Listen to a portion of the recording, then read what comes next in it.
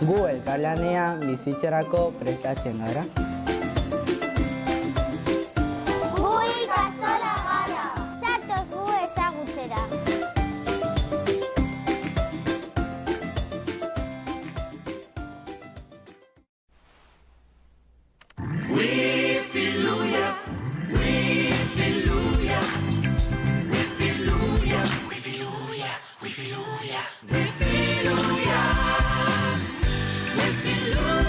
Zuntzamax Wi-Fi 6rekin. Wi-Fia etxeko txoko guztietan izatearen miraria. Zatoz Euskaltelera eta eskuratu gigabateko Zuntzamax. Wi-Fi 6. Bimuikor linea nahi adina gigarekin. Telebista eta Netflix hilean 59 euro orbainduta.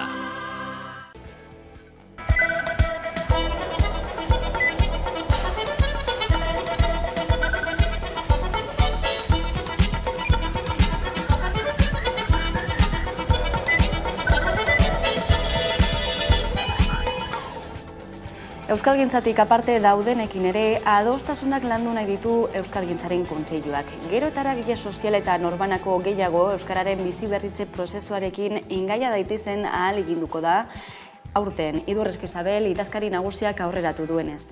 Iragan urtean errepasoa egin zuen atzo Bilbon eta hasi berri den honetan langa izan dituenak aurkeztu. Batuz aldatu adostasun soziala zabaltzea izango da ildo nagusietako bat.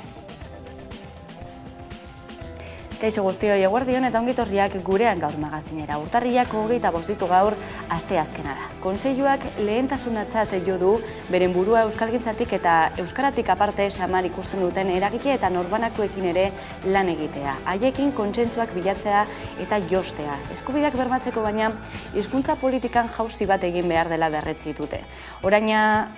Orain arteko hizkuntza politikak ez direla aski iritzi du kontseiluak eta euskararen kontrako oldarraldi judizialari aurre egitea izango du helburu nagusietako bat. Euskalgintzaren kontseiluak 2022ak euskararen eta hizkuntza politiken arloan emandakoa eta 2023ko erronkak aztertu ditu. Hala, kontseiluak nabarmendu duenez, aurtengo lehentasunak, hezkuntza legea, euskararen ofizialtasuna, oldarraldi judizialari erantzutea eta adostasun sozialak zabaltzea izango dira. Era berean, kontseiluak premiazkoa jo du euren burua, euskalgintzatik eta euskaratik aparte samar ikusten duten eragile eta norbanakoekin lan egitea.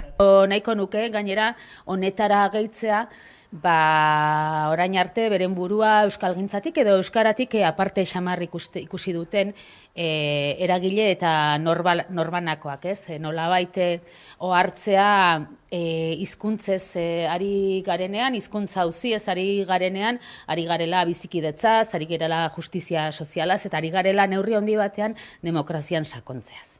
Hizkuntza politikak ez direla nahiko deritzo kontseiluak eta horregatik hizkuntza politiketan jauzi bat egin behar dela azpimarratu du. Ordan uste dugu jauzi bat egiteko unea iritsi dela hizkuntz politiketan, hizkuntza politika ausartak behar ditugula, baliabidez hornituak, baldin eta 22. mendera, euskara 21. mendera bezala bizirik eta noranahiko iritsiko bada. Kontseiluaren aurtengo jarduna bi lan lerro nagusitan laburbildu dute. Batetik abian diren egitasmo eta dinamika zehatzen lanketan jarraitzea. Bestetik bigarren lan lerroa ere azaldu dute, urgentziazkoa dena. Hau da euskararen oldarraldi judizialari aurre egitea. Pentsatu dugu protokolo bat martxan jartzea, nolabait eraso hoien aurreko ezadostasuna, inkluso haserrea adierazteko, protokolo horretan alik eta adostasun eta bateratasun handiena lortu nahiko genuke, eta ez euskaltzaletasunetik bakarrik, baizik eta nolabait, bizikidetzan, kohesio sozialean edo justizia sozialean sinisten duten herritar guztiek ere, protokolo hori euren egitea. Hain zuzen ere, euskarari buruzko ebazpen berria etorri da, eta oraingo honetan Gasteizko auzitegitik UGT sindikatuak jarritako helegite bati jarraiki. Aurkautiko akademiari 2 hilabeteko epea eman dio euskara maila egiaztatu ez duten hautagaiak berriz ere hartzeko.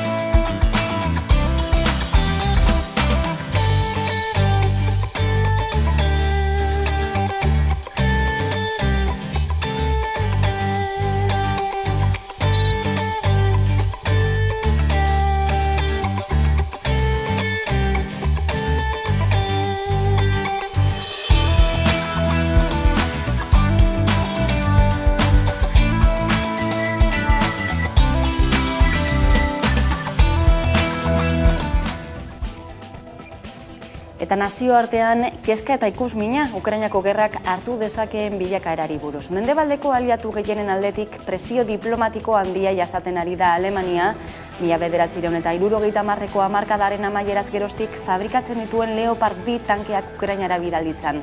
Edo gutxienez, horiek dituzten beste herrialde batzuei gatazkara eramateko baimena eman diezaien. Ukrainara Leopard 2 tankeak bidaltzeko baimena eman du azkenean Berlinek. Gerra kontrolik gabe garatzen ari da, NATOren eta Errusiaren arteko liskar zuzenago baterantza, Bruselak armak jarrita eta Kievek gudozelaian hildakoak. Tentsioaren eskalada etengabekoa da, eta tankeen bidalketak gerra beste koska bat areagotu dezake. Horrela azaldu du Asier Blas politologoak. Alemaniak eta Frantziak egungo fase hau saihestu nahi zuten, eta horretarako zenbait akordio sinatu zituzten, Minsk bat, Minsk bi, eta aldez aurretik ere, Maidanen aurretik ere, Maidaneko mobilizazioarekin eta gatazkarekin amaitzeko ere beste akordio bat sinatu zuten eta bultzatu zuten. Guzti horiek ez zuten arrakastarik izan, Europar Batasunak ez daukalako indarrik akordio horiek sustatzeko eta Ukrainako gobernuak ez kalako borondaterik aurrera eramateko bake akordio horiek eta Amerikako Estatu Batuaken babesa zukalako erabaki horretan. Beraz, une horretatik aurrera, jakin badakigu Europar Batasunak bere estrategia guztia galdu egin duela, ez dauka estrategiarik, eta Europar Batasuna gainez zatituta dago, dakigu ekialdeko Europako zenbait herrialde, nagusi Polonia eta Baltikoko herrialdek, gerra honen goratze prozesuarekin jarraitu nahi dutela, eta alde horretatik orain eztabaidatzen ari den armamentu berri honen bidalketa, kontutan izan behar dugu hasiera batetan ere Amerikako Estatu Batuak esan zuela, ez zuela hori egingo. Rusiar inbasioa hasi eta gutxira, mendebaldeko herrialdeek eta NATOk berak esan zuten hau ez zutela egingo. Hau eginda, goratze prozesu hori, tensionatze prozesu horrek aurrera jarraitzen du, eta hori da kezkagarria. Zer Rusiak inbazio hasi zuenetik, etengabe, gerra honen tensio goratzeak ez du atsedenik hartzen, eta egoera geroz eta kezkagarriagoa da. Hain handi batean, Ukrainako gerrak eta Errusiari jarritako zigorrak baldintzatu dute gure ekonomia azken hilabeteotan, eta egoera honen aurrean Madrilgo Kongresuak argi berdea eman dio krisiari aurre egiteko 3. lege dekretuari. 10.000 milioi euroko aurrekontua izango duena. Julen Bollain, ekonomialaria, eguerdion? Aixo, eguerdion. Atzokoan besteak beste urtarrilaren batetik indarrean dauden neurri horiek berretzi ziren, oinarrizko elikagaien bez hori kentzea, garraio publikoaren deskontuak, alokairuen 2% igoeraren muga hori, eta beste batzuk ere, ez? Neurri hauen zein balorazio egiten duzu, Julen? Bueno, nik uste dut gehienak beharrezko neurriak direla, ez? Oso latza izango zen eta, nik uste dut nahiko erantzun egokia emon diola Espainiako gobernuak gaur egun bizitzen ari garen krisiari, ez? Eta nahiko azkar beste gobernu askorekin alderatuz, ez? Gehien bat, gasaren topea dugu hor, baina baita ere, bere garaian erteak eta orain, adibidez, alokairuaren inguruko ehuneko 2aren igoera, garraioan inguruan hartutako neurriak, eta egia da, naiz eta beharrezko paketea izan, eta, imaginatzen gero pixkatzak onduko dugula, baina egia da, elikagaien bezaren inguruko kontua nik pertsonalki oraindik ez dutela asko ulertzen, eta uste dut, ez lukela hori izan behar, hartu beharreko neurriak, ze, ekonomialariok lehengo mailan, karrerako lehengo mailan ikasten dugu nola, bezaren jetxiera kasu honetan, enpresaren margin unitarioaren igoera bat ekarriko lukeela, ez? Beraz, nik uste dut akordio bat bilatzea izan beharko lukeela irten bidea, saiatu zen bere egunean, oin dela 2-3 hilabete, Yolanda Díaz akordio bat ailegatzen, baina, supermerkatu bat atzera botazan bere gairaian, ez? Hau Frantzian 2011 urtean egindako zeo zer da, ez da beste munduko edo zer, ez? Eta, supermerkatuek oligopolio bat danik, ez? Supermerkatu kota guztiaren 150 baino gehiago dutela kontutan harturik, akordio batera heltzeko, prestutasuna izan ezean, nik uste dut, merkatua interbenitu beharko zala, zerga bat ezarriz, ezoizko mozkin hauei. Bai, izan ere ikusten ari gara, neurri batzuk indarrean daudela, baina gero praktikan ez direla guztiz beste aldagai batzuen kontuei buruz, ez direla guztiz betetzen, aipatu duzun likagaien prezioen gaiarekin esaterako, baina hainbat neurri mahai gainean indarrean argi dago hainbat eta hainbat pertsonentzako ezinbestekoak izango direla, baina baten batek ere esango luke partxeak direla, batez ere kontuan izan da behin-behinekoak direla, aldi baterako aldi baterako soilik izango direla neurri hauek, sakoneko eta peluzerako alternatibarik ezartzea posible litzateke Julen? Bai, hauek, zu esan moduan, ezoizko neurri batzuk dira, hau da, momentu honetan gauden krisiari aurre egiteko diseinatuak izan diren neurriak dira. Beraz, kasu honetan, gauzak normalera bueltatu ezkero, gobernu honek neurriak bertan bera lagako zituen, momentu horretatik, inkluso lehenotikan itxeko aukera ere badago, baina egiturazko arazo honi aurre egiteko momentu honetan behintzat nahia edo beharra ez dakala dirudi, naiz eta, zuk esan moduan, neurri hauek pertsona askori lagundu diete, baina egia da, normaltasunean ere oraindik jende asko, gorriak ikusten ditula, gauz esaten, Espainiako desenplegu tasa 12,5%koa dela, beraz, eta Euskadi mailan, behatzi inguru mantentzen da, hau da, Europako bataz bestekoa, baina 50% handiagoa. Beraz, nik hemen klaro ikusten dut gobernuaren esku hartze bat behar dela gauzak bere hortara eramateko, eta ikusi dugu gobernuak merkatua interbenitu duenean, esku hartu duenean, adibidez, gasaren topearekin edo garraioarekin, lortu dugu inflazioa asko jeistea edo asko lehuntzea hobeto esan da, baina ikusten dugu sektore horretan zeintzutan ez duen esku hartu, adibidez elikagaien sektorea, ikusten dugu nola inflazioa, 5,5 inguru dauan bitartean, elikagaietan 15,7 dago. Orduan, nire gomendioa hori izango litzateke, akordio batera heltzeko beharra dago, baina akordio hori oztopatzen baldin badute, oligopolio handi bateko oztopatzen baldin badu, estatuak erraminta nahikoak ditu eta estatuak boterea dauka, merkatu hori interbenitzeko, eta gizarte guztien lehentasunak eta eskubidea premia emotea, 5 edo 6 distribuidora hundien mozkinetara baino, Nik uste dut hau logikoa dela eta demokraziaren eskutik doiala. Bestelako alternatibei buruz hitz egiterakoan ere, uste duzu heldu dela ordua esku hartzeko fiskalitatean zerga sistema aldatzeko?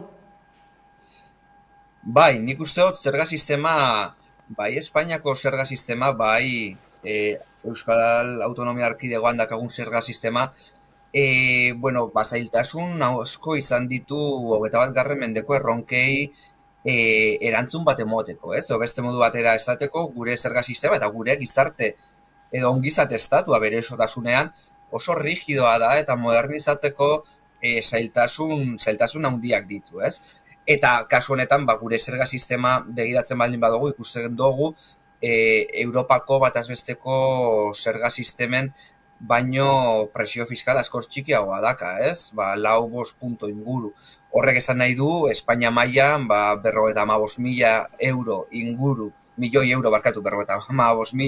euro inguru, ez direla sartzen urtean, diferentzial presio fiskal horrei esker, eta Euskadin horrek esan nahi du, 3.500, 4.000 milioi inguru ez ditugula gure arketan sartzen urtero, Europa baino zerga txikiagoak izateagatik, Eta ikusten dugu nola, zergak gehien jeisten diran tokietan, ongizate estatua ere gero eta ulagoa dala, ikusten dugu bebai, ez da bakarrik Madrilen gertatzen, ez da bakarrik Andaluzian gertatzen, ikusten dugu bebai, gure ongizate estatua, esaterako, Osakidetzako kalitatea bermatzeko, dirua behar dugula, diru publikoa behar dugula, eta hori zergen bitartez itzen da. Horretarako beharko genuke gure zerga sistema progresibizatu, gure zerga sistema Europako zerga sistemetara ahalik eta gehien hurbildu, 21. mendeko erronkei erantzun bat emoteko, eta horretarako behar dugu zerga sistema bat, zeinetan benetan aberatsana den ehuneko 10 hori, ez? Bueno, ez duen aberatsana ez den edo pobrena den ehuneko 10, baino zerga tasa efektibo txikiago bat, ez? Gaur egun gertatzen ari den, aberatsana den ehuneko 10 hori, zerga gehiago ordaindu beharko lituzke, pobrena den ehuneko 10 hori. Gurean izateagatik. Oso ondo, eskerrik asko zuei. Eta bien bitartean, etxe kaleratzitzaren abala eman zion banku bati, eta 3 urteko alokairu sozialeko kontratua sinatu. Ura amaitzean, 2021ko urtarrilean, putre funts baten esku geratu zen etxe bizitza. Kaleratzeak stop plataformatik eskaera egin diote putre funtsari, baina erantzunik ez dute jaso oraindik. Etxe bizitzarekin espekulatu nahi dutela salatu du taldeak. Fondos buitre, kanpora! Fondos buitre, kanpora! Fondos buitre! Kaixo, Jaun Andreo, egunon. Gauza gutxi erantzi dezaket, errosan da, esan daukabakein. Eta, irakurriko dizuet emejatzen duna, baina uste dut ez dutela gehiago argituko. Kaleak, stop, inquilinus, azora eta alokairu bentaberrik kolizioen.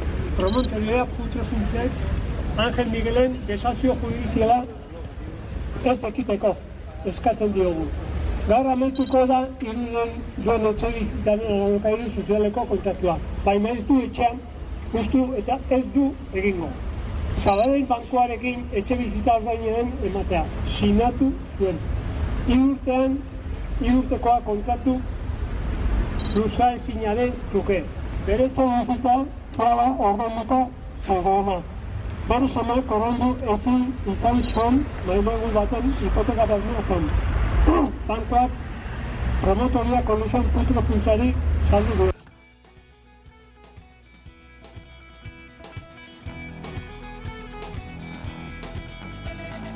Janari eta erosketa banaketako Globo enpresari beste izun batzuk jarri dizkiote Madrilen. 57 milioi eurorenak oraingoan, autonomo faltsuak enplegatzeagatik eta atzerritarren lan irregularragatik.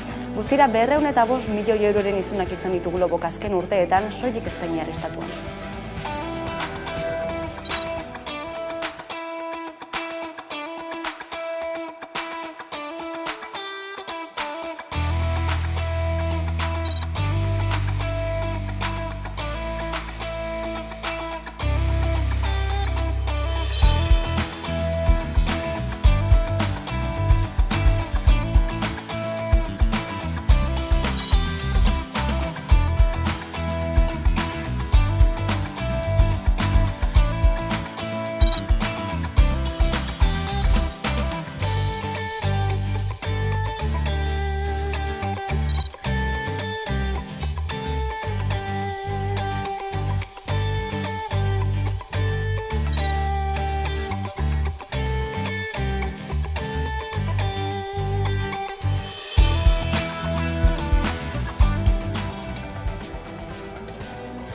Energia berriztagarriak sortzeko azpiegitura handiek dagoeneko ez dute ingurumen eraginaren baimena lortzeko prozedurarik egin beharko.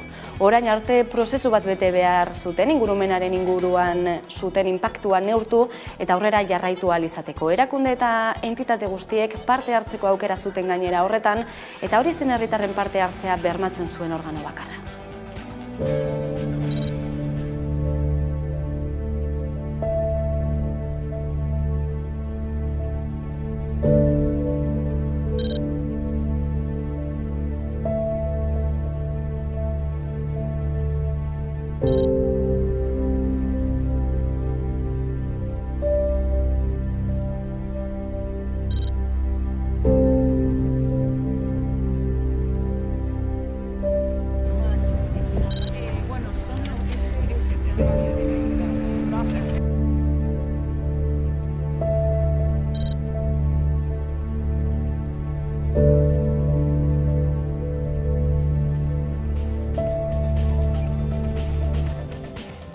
Eta trantsizio ekologikoan eta energetikoan murgilduta gauden honetan, Europako batzordeak begi honez ikusi du hidrogenoaren euskal korridorea eta printzipioz babestu egingo duela esan du. Europar batzordeak azpiegituraren 30%tik gora ordaintzea espero dute korridorearen bultzatzaileek.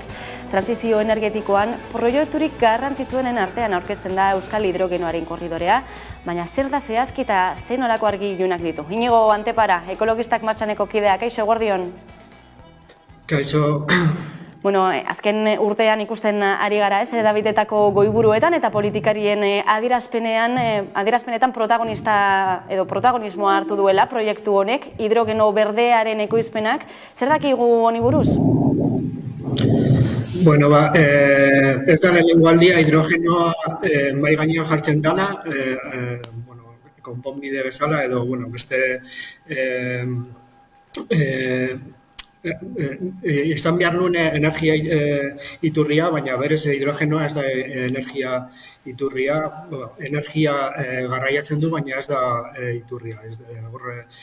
Naturan ez dugu topatzen hidrogenorik, orduan ezin dugu esan energia iturburua dela. Baina, proposatzen da elektrizadea bezala energia puntu batetik bestera garraiatzeko, eta hori da bera erabilpen bakarra. Energia puntu batetik energia sortzen den puntutik kontsumitzen den punturaino eramatea. Orain dela 20 urtez lehenengo aldiz mahai gainean jarri izan, gero orain dela beste 10 urte berriro, eta hau da proposatzen den 3. aldia, baina beste bietan ikusi izan oso erabilpen gutxi dauzkala eta benetan ez dela konponbide bat. Baina honen aldeko apustua egiten ari da Eusko Jaurlaritzatik, hidrogenoaren euskal korridore honen bitartez ez, gainera esan beharra dago Petronor eta Repsolen eskutik sortuko litzatekela, Europako funtsak tarteko ez, greenwashing estrategia bati buruz ari gara, Inigo?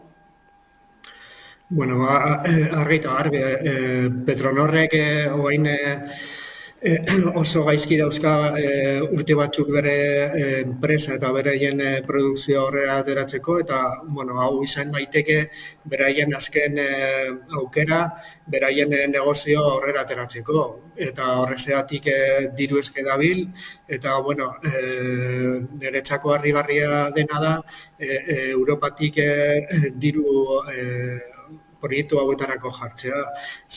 Hidrogenoa berez, ni 12 urtez lan egin dute hidrogenoarekin, eta arazo piloa dauzka, galera piloa dauzka bai sorkuntzen, hidrogenoa sartzen danean, garraiatzen danean, gero konsumitzen denean bebai, ezin da metatu, ordune arazo konpontzeko zailak diren arazo piloa dauzka, hori teknikariek badakite, eta hala eta guztiz ere Europak dirua jartzen du, eta nik hau, niretzako hau harrigarria da, aspalditik ezagutzen dira arazo hauek, eta,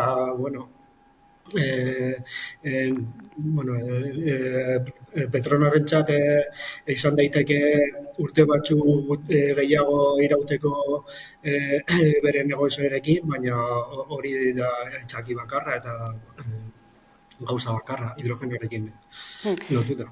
Ikusiko da ea zenolako bilakara duen proiektu honek eta ea entzuten dituzten ekologistak martxanetik datozen ohartarazpen horiek. Eskerrik asko Inigo Antepara. Zuei. Eta Arabara goaz, Kirolen eskutik, Gloriosas taldeak hitzordua duelako gaurkoan, Real Madrilen aurkan ere, Gartzia, konta iguzu. Gloriosas taldeak Real Madrilen aurka jokatuko du Gasteizen, Ibaian hain zuzen ere partida, garrantzitsua da Gloriosas taldearentzat, iraunkortasuna arriskuan dagoelako. Real Madrilek azken partidetan 10 gol sartu ditu eta Gloriosas taldeak berriz ez du oraindik galdu Ibaian. Futbola herritarren artean gehien praktikatzen eta ikusten den kirola da, baina emakumezkoen taldei behar besteko garrantzia ematen diegu. Egia esan da, ez da, kita urten alabiz ez da biloso ondo, baina azken bolada honetan pizkat hobetu du, beraz partidu polita izango da, baina ni uste dut momentuz aukera gehiago dituela Real Madrid irabazteko.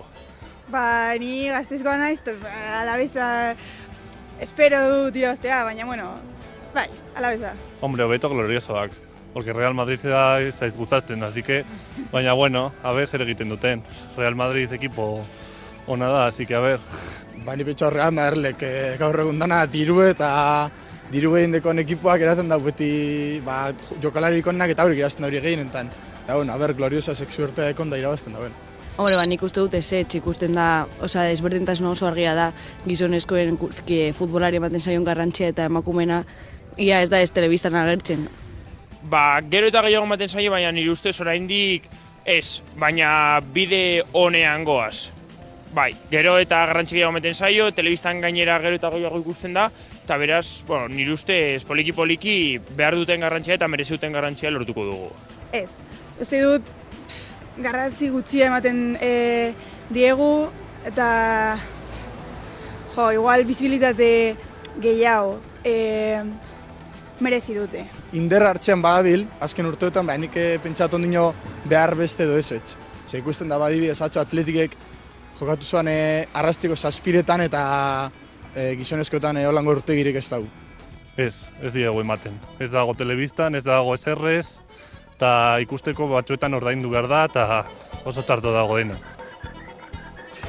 Hori gaurko partiduari dagokionez eta Sadarreko armaietan nerea eskekitazteuden ikurriñan Nafarroako bandera eta pankartak estadioko segurtasun indarrek erretiratu izanak polemika piztu dutu azken egunotan. Kirolaren baitan azken egunotan polemika sortu da Sadar estadioan ikurriña bat kendu zutelako. Osasunaren jarraitzaileek gogor salatu dute gertatutakoa eta erantzun bat eskatzen dute. Zer pentsatzen dute honi buruz Gasteiztarrek eta arabarrek? Niri iruditzen zait beste dozein bandera bezalakoa dela, gainera ofiziala da orduan ez dakit zein den zergatia kentzeko. Lotxagarrie, benetan lotxagarrie, ikurriña bat kentzea eta Nafarroako bandera bat kentzea hori ezin dalako egin, pentsa dut dalako herribet eta hori gertatu arren hori guk borrokatu behar dugule dekogun herri eta guk uruzen gauzek. Uste dut jende guztia daukala eskubidea nahi duten ikurriña horra eramateko eta kentzea edo ez kentzea uste dut ez dela egin behar. Ez dakit oso txarto ditutzen zait, norberak eraman aldu nahi duena zelaira eta ez dakit. Txarto iruditzen zait beste batzuk, beste zelai batzuetan erabaten duten nahi dutena eta hor justo kentzea ikurriña bat eta hor segurata batzuk ezait, ondo iruditzen ez dakit. Hortxe, herritaren iritziak ezkerrik asko Nerea Garzia. Eta kulturan, Estibaliz Urresola zinemagileak bere lehen film luzea estrenatuko da, Berlinaleko sail ofizialean. Iaz Kaneseko zinemaldiko kritikaren astean, Kuerdaz film labur sozial zaritua estrenatu ondoren, Estibaliz Urresolak Alemaniako zinemaldiko urrezko eta zilarrezko hartzaren bila joango da, otsailaren 16tik 20 bitartean. Horrekin utziko zaituztegu eta segituan itzuriko gara eguneko elkarrizketa nagusiarekin gaurkoan gurean izango dugu Isa González, Elkarrekin Podemos iuko legebiltzarkidea. Orain arte.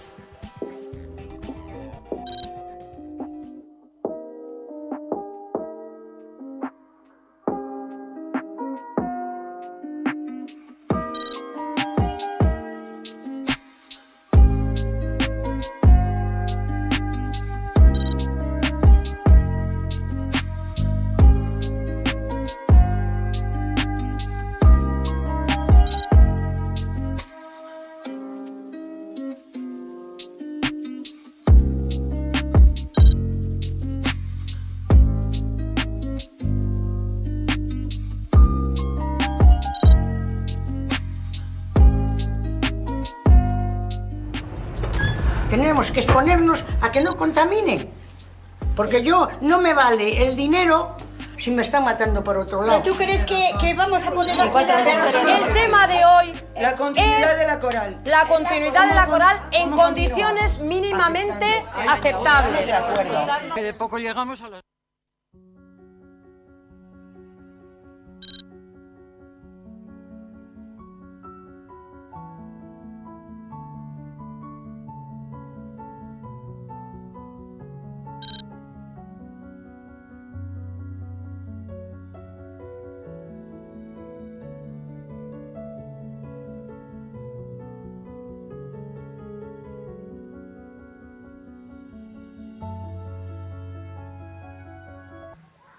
Sigo aquí, ¿eh?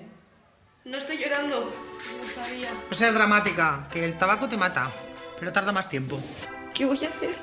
¿De cuánto estás? Tú no has hablado de esto con tu madre, ¿verdad?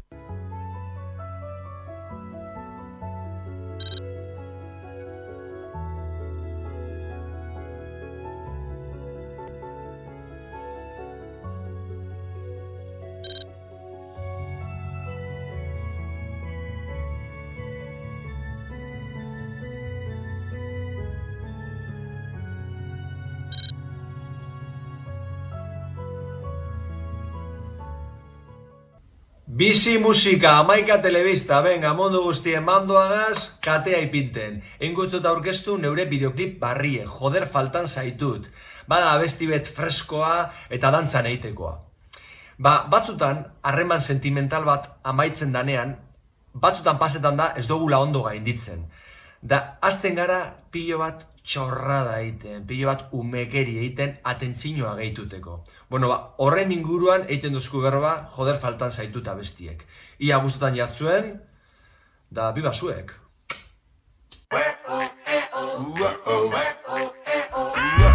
Hiru hilabete dira, jada, ahaztu egin zaitudala. Da orain begira, dena da dizdira.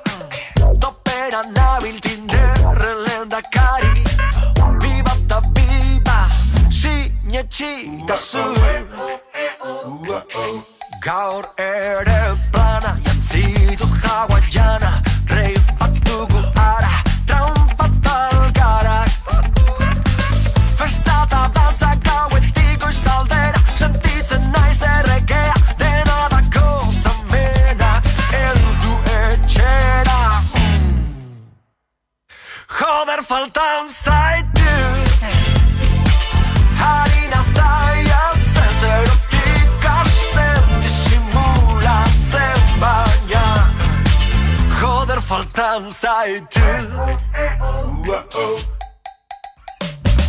Gauza bazu burutik kentzea, ta hori lortzeko egin dudena. Metxak tintatu gin baten apuntatu ni. Sasi txamanetan soldata gastatu denetik baina. Joder faltan zaitut. Harina zaiatzen zerotik hasten disimulatzen baina. Joder faltan zaitut.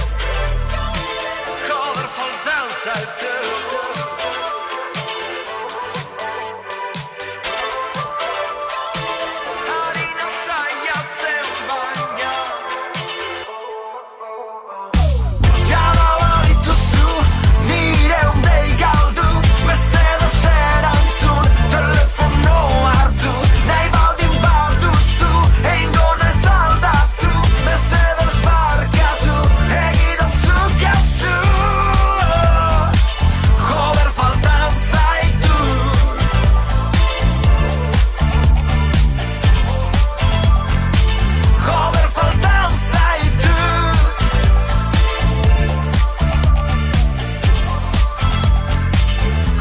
Faltan zaitut.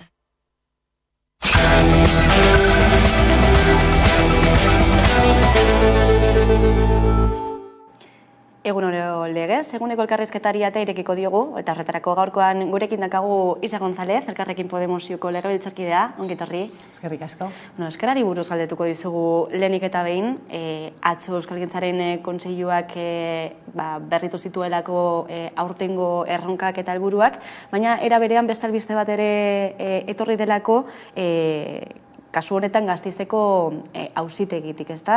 Arkautiko B2 maila ez izatearen aldeko ebazpen hori heldu delako. Azken hilabetean antzeko hainbat ebazpen egon dira auzitegietatik euskararen aurkakoak, batez ere administrazio publikoan.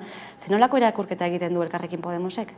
Bueno, hizkuntza eskubideak bermatu behar direla, edozein prozesutan, eta horren alde gaude. Osea, ez bada bermatzen, bermatu behar da. Eta ez dakit, bueno,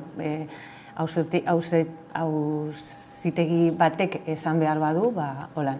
Baina administrazioak kontuan hartu behar du, olako prozesuetan ja kontuan hartu behar duela hizkuntzaren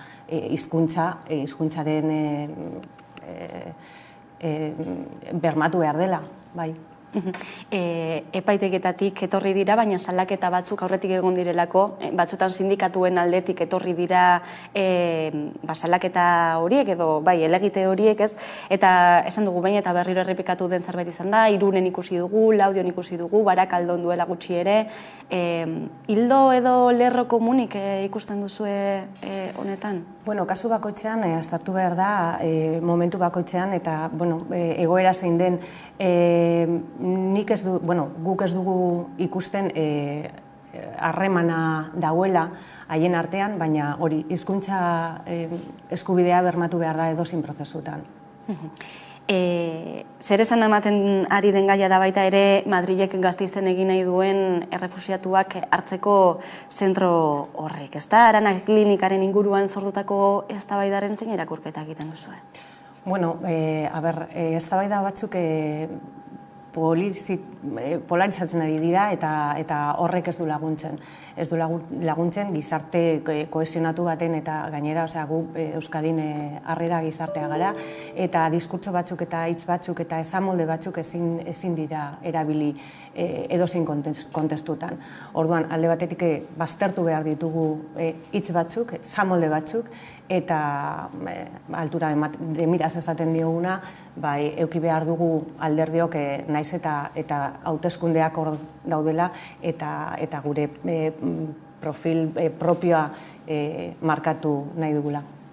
Hauteskunde kutsua sumatu duzue orduan sortutako eztabaida batez ere Eusko Jaurlaritzaren gobernua osatzen duten bazkideen aldetik?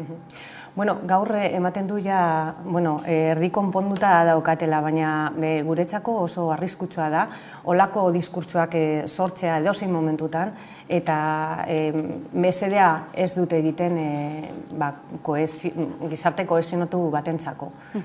Dena den harrera zentroari buruz, ez? Uste duzu beharrezkoa dela horrelako ekipamendu bat? Bueno, guk gure eredu propioa edo holan esaten dute, ez da, Euskadin eredu propioa daukagula. Gu sinisten dugu eredu dezentralizatu baten, eta egia da hemen Euskadin naiz eta kompetentzia ez euki, hemen instituzioek heltzen ez dutenak, organoz kanpoko erakundeek egiten dute lana. Orduan, gu sinisten dugu bi alde horietatik lan egitea errefuxiatuen asuntoetan eta migranteekin lan egitea. Babestuko duzue orduan, edo horren alde agertzen zarete, proiektu honen alde? Guk sinisten dugu, gu lantzen dugun ereduan, eta guk uste dugu hemen Euskadin gauzak ondo egiten ari direla. Beraz, guk defendatu behar dugu gurea eta horretan lan egiten dugu instituzio guztietan.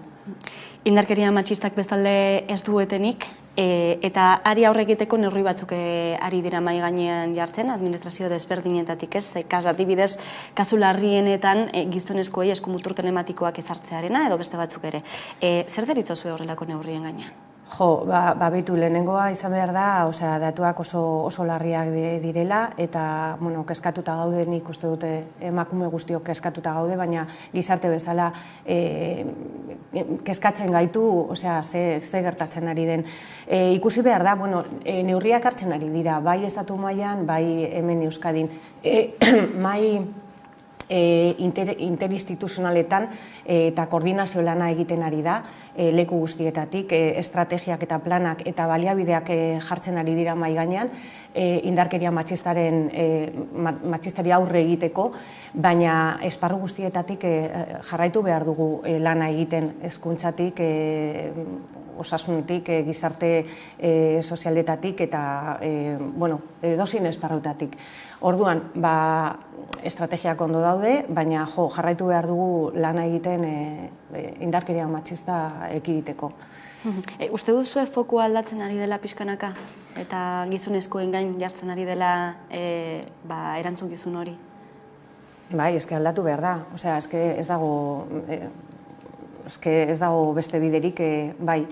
Eta gainera, osea, justo egun honetan ateratzen diren berriak, zelan protokoloak ezartzen ari dira bai jai gunetan, eta denok dekogu buruan ze gertatu zen hemen Bilboko festetan, txosnetan gelditzen zirenean, adibidez, eta eragina positiboa dauka denontzako, bai guretzako, babesak sentituko garela, eta gero gizonentzat ere bai. Osakidetzari buruz, egunotan piztuten eztabaida da, Osakidetzako langileek edo Osakidetzako medikuek hobeto esan da, Osakidetzan soilik lan egiteko esklusibotasun hori izan beharko luketen. Horren aldekoak zarete? Bai, jarri gendun gu mai gainean asunto hori, eta egia esan hasieratik harrera oso positiboa, oso baikorra izan da leku guztietatik, sindikatuetatik, medikuen erakundetatik, eta gizarteak ere bai, alde agertu dira, ea ber zer pasatzen den, eztabaidatzen denean hori legebiltzarrean. Hasieran beste talde parlamentarioek prest agertu ziren eztabaidatzeko, gero irten dira desberdinak EAJaren barruan, baina guk horretan jarraituko dugu implementatzen. Alde batetik pentsatzen dugu zerrenda luzeak murriztu ahal izateko ekimen bat izan ahal dela, eta gero beste aldetik esklusibitatena medikuentzat osasun publikoan erakargarria izan behar dela. Izan ere zelako lotura dago osasun publikoaren eta pribatuaren artean, ez? Adibide gisa, haurdunaldiak etetearena izango litzateke, ez da? Hainbat edo gehienak osasungintza pribatura bideratzen direlako. Bueno, horrek lotura dauka ereduarekin. EAJak saltzen du bere aurrekontua osasunean handiena dela. Eta horrek zer suposatzen du? Alde batetik azpi kontratazioak daude edozein zerbitzutan, eta hori garbiketa azpi kontratatzen da, ambulantziak eta beste gauza batzuk. Eta zerbitzuak ere bai, eta abortua dau hor barruan. Eta 80% piku abortuak egiten dira klinika pribatuetan. Eta anomalia bat da. Alde batetik gobernuak esaten du, bere aurrekontua handiena dela, eta gero ez taldetik azpi kontratatzen ditu zerbitzu eta gauza guztiak. Orduan, kontraesan bada, eta gero abortuaren kasuan, eztabaidatuko dugu ja laster, datorren astean edo hurrengoan, ekimen bat parlamentuan abortua publikoan egin behar direlako. Zer gertatzen da orduan, ez? Aurrekontua hain handia baldin bada, gero zergatik ez dira ikusten ez egunerokotasunean isla hori?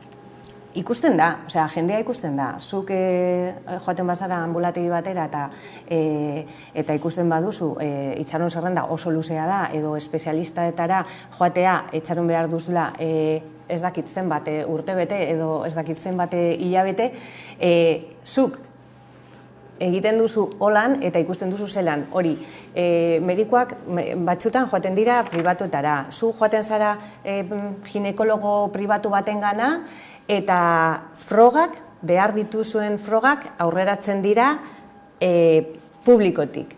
Eta nahasketa hori egiten da, eta da hemen euskal eredua. Publiko eta pribatua nahastea eta jendea konfunditzea. Hezkuntza legeari buruz, aurrerapenik izan da azken asteotan? Ez, gure aldetik ez guk ituna sinatu gendun, itunean sinisten dugu eta jarraitzen dugu sinisten, baina oso kritikoak eta momentu honetan ja ez eskorrak gara, guk ikusten dugun Hezkuntza Departamentuak pausuak ematen den heinean, itunaren, espirituaren kontra daudela. itunan sinisten dugu, itunean publikoa sendotu behar zela itunarekin eta segregazioaren kontrako neurriak hartu behar zirela. Baina, ikusten ari gara, pausoak ematen diren inenean, guk ikusten dugu departamentuak urrundu egiten dela itunaren espirituarekin. Eta azken astetan, ez dago berririk ez. Bide honetatik jarraituz gero arriskoa dago hezkuntzalera Elkarrekin Podemosen babesa ez izateko? Bueno, hezkuntza, legea hor dago, airean dago, gu ezagutu genuen lehenengo zirriborroa udan, baina badaude ja beste zirriborro batzuk eta guk ez ditugu ezagutzen zuzenean, badakigu, eztabaidatzen edo adosten ari dela beste bi alderdiekin, baina gu kanpoan gaude eta kanpoan sentitzen gara, urrun sentitzen gara, eta gu lehenengo zirriborroa ezagututa, urrun ikusten dugu gure jarrera aldekoa izatea. Ez duzu egingo saiakerarik berriro ere harreman horiek berreskuratzeko eta zuen eskakizunak plazaratzeko?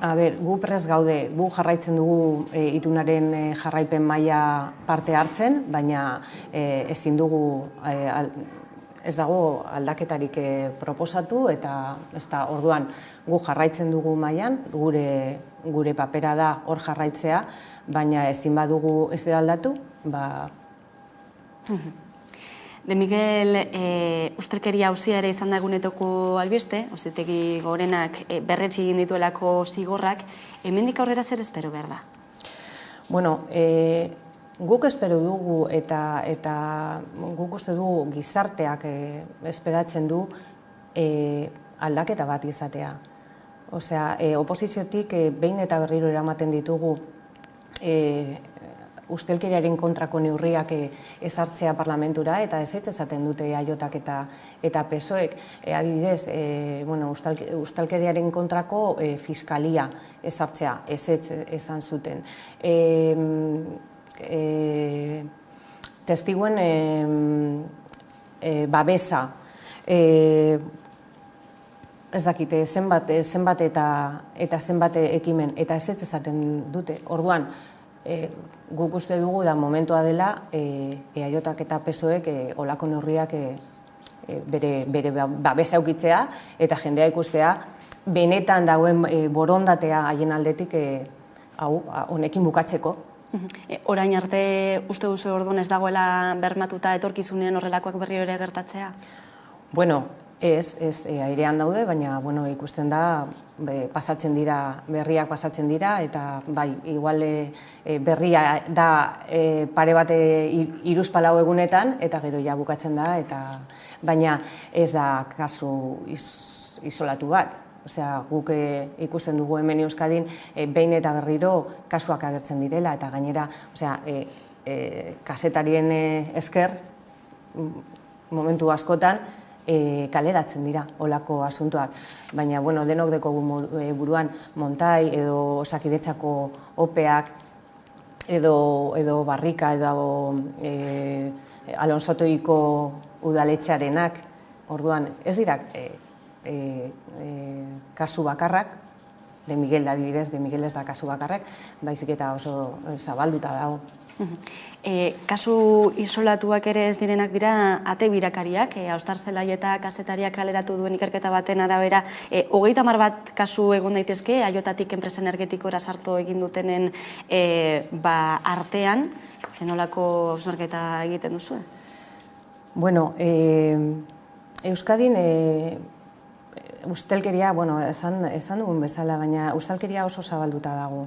Eta oso zabalduta dago eta oso sendotuta dago gure gizartean. Eta batzutan ez dugu ikusten eta ez da ikusten. Eta hori, bi faktore daude hori gertatzeko. Bata da, alde batetik badira politika zerbitzu publikotzat hartzen dugunok eta politika norberaren onurako aukera gisa ulertzen dutenak. Eta horren adibide dira ate birakariak, zuk esaten dituzuna. EAJak liderra da erakundetatik energiaren administrazio kontseiluetara pasatzen diren karguak, eta gero bigarren faktorea, daramate 40 urte gobernatzen. Eta horrek zer suposatzen du? Administrazio beraien propietatea dela. Eta gainera potere ekonomikoekin harremanak sendotzen dira, eta bi faktore hauek batuta korrupzioa sortzen da. Eta hori da aldatu behar duguna. Nazioartera begira ikusmin eta kezka handia sortu du egunotan, Ukrainako gerrak zenolako bilakaera izango duen hemendik aurrera, batez ere jakinda NATOko herrialdeak daudela prest tankeak bertara bidaltzeko, zer suposatu dezake honek? Inoiz ez da guda bat gelditzen armekin. Eta orduan gu hasieratik diplomazian diplomazian sinisten dugu, eta guk diplomazian ipintzen dugu gure apostua. Orduan, momentu honetan, kolokan dago tankeak bidaltzagatik, azkenean dira armak, eta armekin ezin da elikatzen guda. Gainera, arriskua dekogu, eta adituek esaten duen bezala, beste guda maileko baten gauden aurrean gaude, ezta? Rusiak dauzka beste arma batzuk, eta arma nuklearrak hain zuzen, eta eskalada honetan oso arriskutsua da armak bidaltzea. Orduan, gure taldetik beti defendatzen dugu diplomazia da, gudarekin amaitzeko bide bakarra. Espero daiteke Espainiar estatuak ere argi berdea ematea horrelako armastunak bidaltzeko? Ez dakit ze gertatuko den, badakigu norden herria erasotzailea eta norden erasotua, baina horrek ez du esan nahi hitz egin behar ez denik, eta, zaila izango da. Testuinguru ekonomikoari begira, zein handi batean Ukrainako gerrak ekarritako ondorioak pairatzen ari garelako, atzokoan onartu zen Madrilgo Kongresuan berriro ere 3. paketea, krisiari aurre egiteko 3. neurri sorta, zer deritzozue? Krisia egoera baten aurrean, inflazioaren aurrean, bizitzaren garestiatenen aurrean, bi motako neurriak har daitezke. Batzuk aringarriak dira, partxeak deitzen ditugunak, eta hau da zuzeneko laguntzak familiei, saltokitzekiei, erregaiei, eta neurri horiek guztiak ondo daude premia bati erantzuten dioten heinean, eta gure babesa izango dute. Baina kontua zera da, egiturazko neurriak hartu behar dira. Herritarrak babesteko neurriak edozein ezustekoren mende ez daitezen egon. Eta, guk uste dugu herritarren beharrak ezin dituztela interes pribatuek baldintzatu. Eta bi adibide jarriko ditute. Energia eta elikadura. Energia oinarrizko beharra dago. Eta mundu guztiak behar ditu. Elektrizitatea eta urberoa.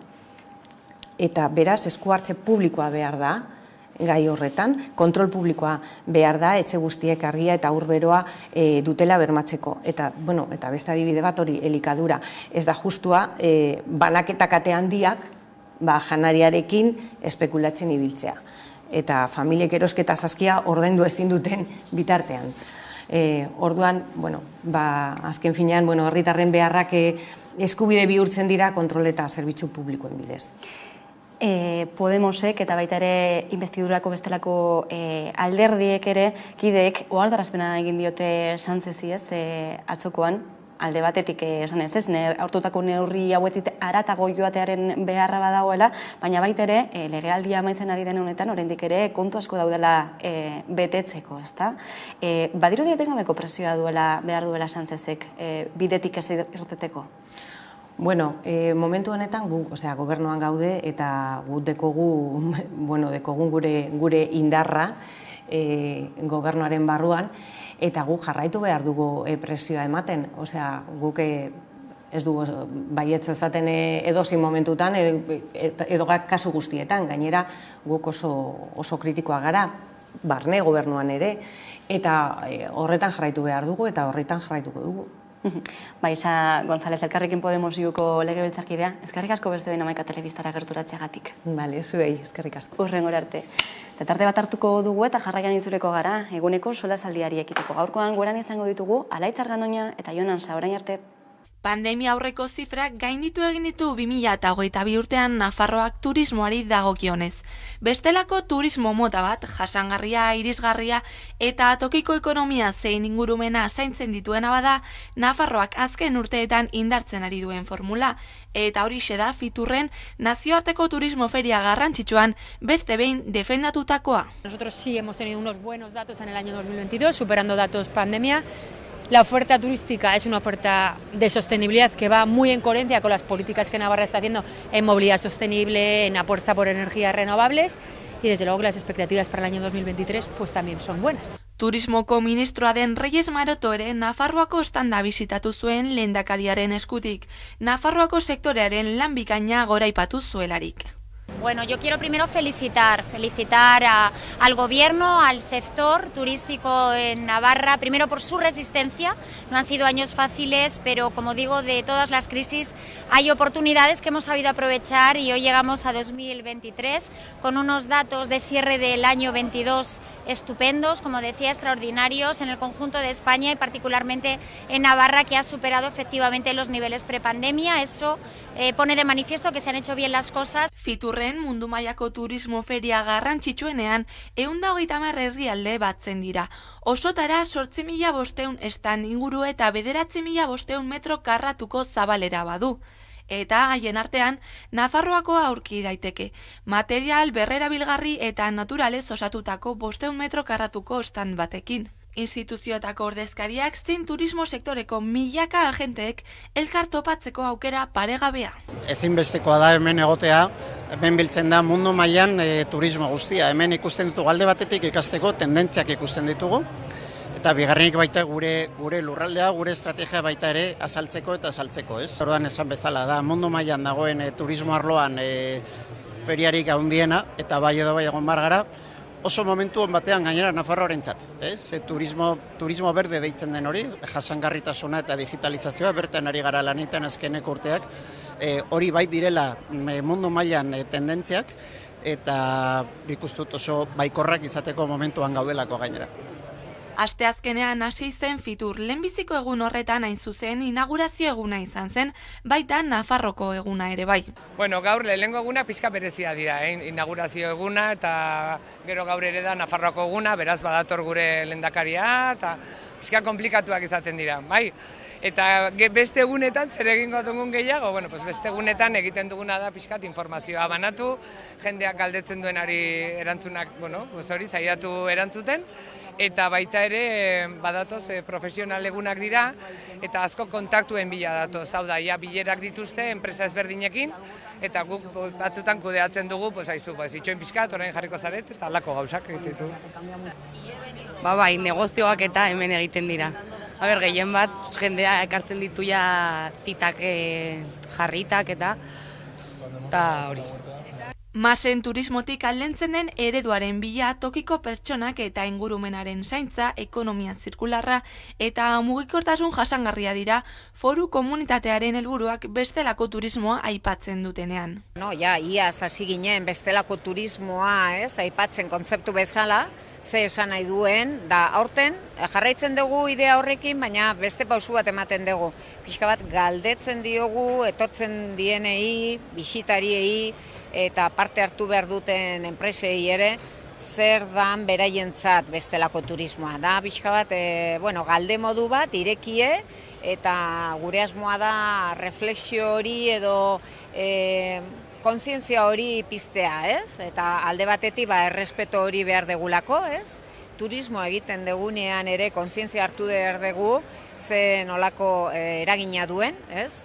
ez bakarrik inguru giroan, baizik ere personetan, eta hor, nolabait, ari garena prestatzen eta lantzen barnetik, importantzia handie. Turismo jasangarria aurrera eramateko baldintza ezin hobeak ditu Nafarroak, izan ere munduko helmuga jasangarriena gisa saldu du bere burua Nafarroak aurten fiturren.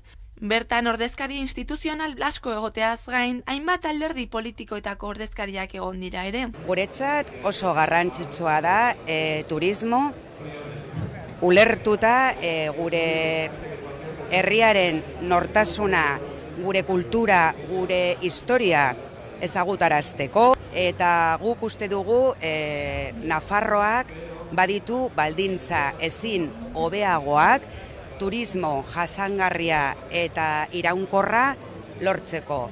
Beraz, zaindu dezagun gure landa eremua, gure biodibertsitatea, eta nik uste dut asko dagoela oraindik egiteko Nafarroko turismoaren alde. Eskerrik asko. Nafarroa ezagutzen duen edonork badaki gure lurraldeko paisaia, gastronomia eta kulturaren aniztasuna direla gure indarguneak. Ez dut oso lurralde ederra garela saltzeko, bale? Azkenian txikiak, kilometro gutxitan oso paisaia ezberdinetik osatzeko aukera dute. Orduan benetan oso guretako nik ez dut oso polita dela saltzea Nafarroa. Bai, izan dezakegu goikaldea, bai kulturaldetik, gastronomia aldetik, oso ezberdina gara. Eta orduan horrek emoten digu ere halako potentzial berezi bat, eta jendeak egiten duena da, pentsa, Madrileko jendea adibidez Gorutza baldin badator, herriberatik zartu, Olite eta Hiriberri eta bizitatu dezakete, eta Gorutza nahi badute jun ere, oso erreza da saltzea, eta oso berez, gu ere arrotu egin behar gara, oso lurralde derra daukagu, eta erreza da saltzea. Lehen egunean ez ezik publiko orokorrari irekitzen dizkio ateak Fiturrek. Mai inguruak, tailerrak, milaka metro karratu simbolikoki bada ere munduari bira emateko.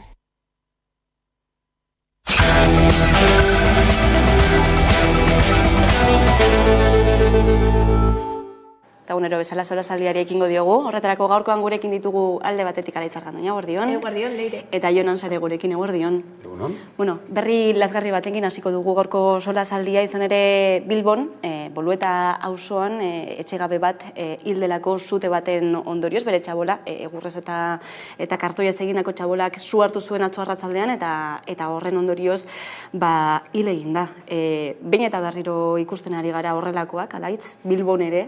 Bai, azken aldi honetan hitz egiten dugunean hori energiaren prezioari buruz, askotan aipatzen dugu. Jendearen bizitza arriskuan jartzen dugulako, ze azken finean jendea behartuta ikusten du bere burua, suak pizteko bereien etxera, enbieien etxeetan, eta, klaro, holako gauzak gertatzen dira. Nik uste dut, instituzioek zeo zer esan beharko dute, eta onartezina dela holako kasuak egotea, ez Bilbon ez leku sinon, baina.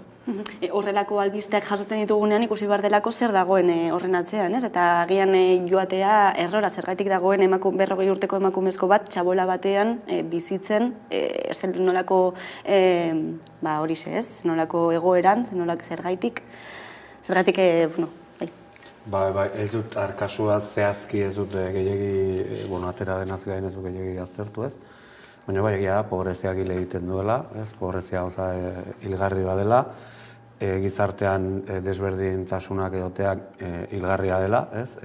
Eta hori da pixka muturreko egoera daudenean orduan agertzen zaigu, ez? Orduan bihurtzen da albiste. Zerbait oso garrabea pasatzen denean, baina egunerokotasun hori, ez? Eguneroko errealitate bat badago hor dagoena, eta igual ikustea gutxiago gustatzen zaiguna, ez? Badirudi, horrelako zerbait gertatu arte, ez diogula erreparatzen kontu hau, ez? Eta, horrek ere asko esaten dugu gutaz, ez? Eta gainera instituzioaren babesa falta susmatzen dut. Azken finean, holako egoerara arte heldu baino lehenago, beste pausu batzuk egon dira eta egoten dira Bilbo mailan. Nik uste dut informazio falta dagoela, instituzioen babes falta dagoela, eta gero ardura gabeki bat, ez? Azken finean, hau gertatzen da, inor ez dela egon atzean, pertsona hau zaintzeko babesteko. Eta nik uste dute jo behar dugula instituzioetara batez ere hori ardura faltagatik. Gizartean dauden hainbat arazo zeharkatzen dituelako kasu jakin honek, ez? Energiari buruzko krisia eta energiari buruzko gabezi hori, baita ere etxe bizitzari buruzkoa, eta honekin lotuta ere Irunen beste kasu bat badago, 80 urteko gizonezko bat etxegabetua izateko arriskuan dagoelako, putrefunts batek hartu duelako bere etxe bizitza, ari dira babes taldeekin negoziatzen, baina oraindik ez dute inolako akordiorik lortu.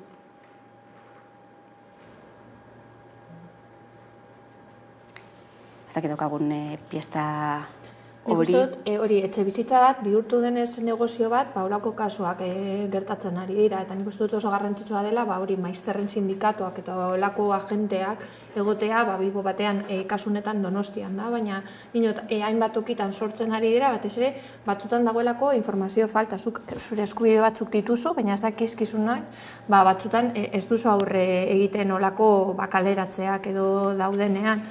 Eta kasu honetan, nik irakurri dudanagatik, nahi duena ez da debalde egotea etxe horretan, baizik eta berriro egitea hori alokaioaren paperak edo. Ez dakit, nik uste dut oso larria dela eta guztiz lotuta bestearekin. Nik uste dut oinarrizko beharrak edo derrigorrezkoak izan beharko zirela eta eskubideak direla. Baina, azken bora honetan, negozio bat bihurtzen baldin badugu, akabo. Atzo zen, Irungo kasu honek, Irungo gizonezko honek azken eguna zuen atzokoan etxe bizitza usteko eta prentza horra kaleratu zuten eta deialdia ere egin zuten ikusiko dugu. Fondos buitre, kanpora! Fondos buitre, kanpora! Fondos buitre! Kaixo, Jaun Andreok, egunon. Gauza gutxi erantzi dezaket, Rosana, esan daukabakein. Irakurriko dizuet hemen jartzen duna, baina uste dut ez dutela gehiago argituko. Kaleak, stop, inquilinos, azora eta Alokairu Bentaberri, Coliseum, Promontoria, Putrefuntzek, Angel Miguelen, desazio judiziala ez ekiteko, eskatzen diogu. Gaur ameltuko da Irunen joan etxebizitzaren Alokairu sozialeko kontratua, baina ez du etxean justu eta ez du egingo. Sabadell bankuarekin etxe bizitza ordainaren ematea, sinatu zuen. 3 urtekoa kontratu luza ezinaren truke. Bere etxe bizitza traba ordaineko zegoena. Bere semeak ordaindu ezin izan zuen maimaigu baten hipoteka bermea zen. Bankuak promotoria Coliseum Putrefuntzari saldu du.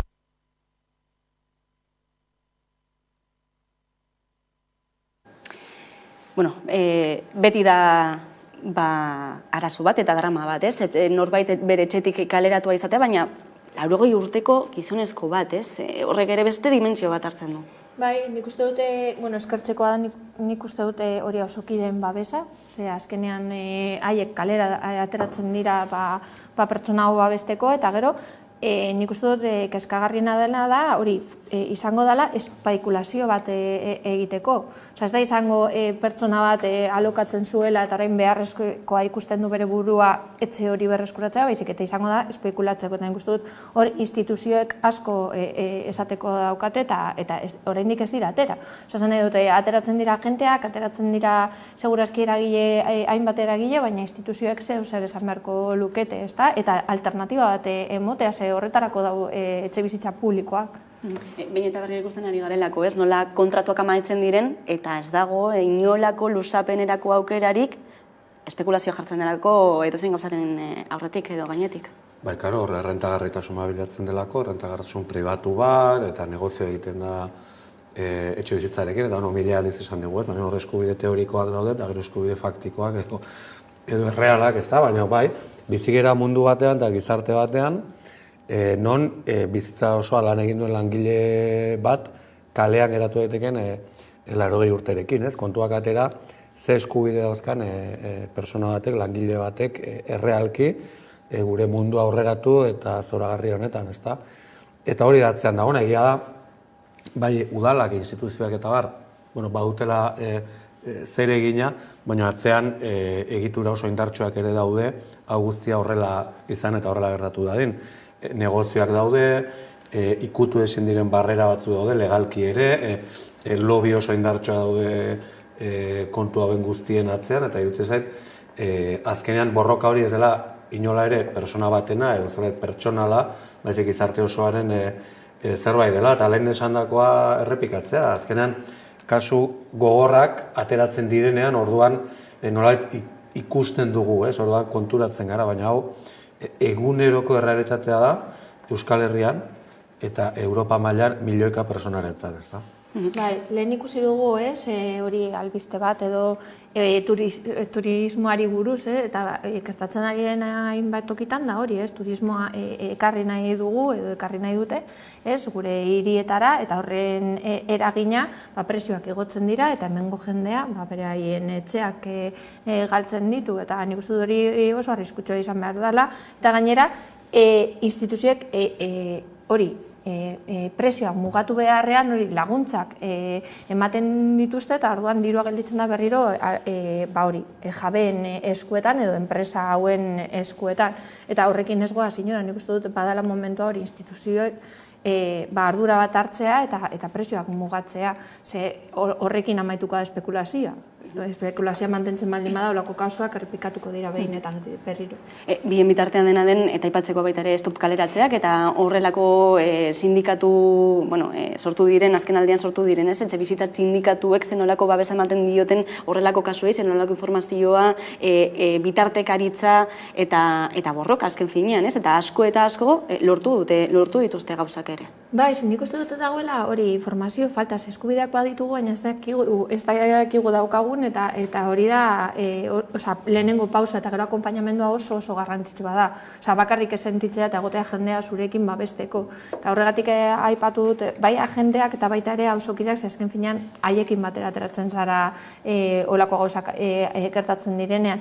Eta kontrakoa, beste aldean jarriko nituzke, bai enpresak, bai enpresa putre hauek, eta baita ere instituzioen azpian dauzenak, batzutan polizia joaten da olako kaleratzeak babestera, zuhiltzaileek komunikatu bat egin zuten esan ez daudela prest olako gauzak egiteko, eta nik uste dute horiek izan beharko dira pausoak, ez?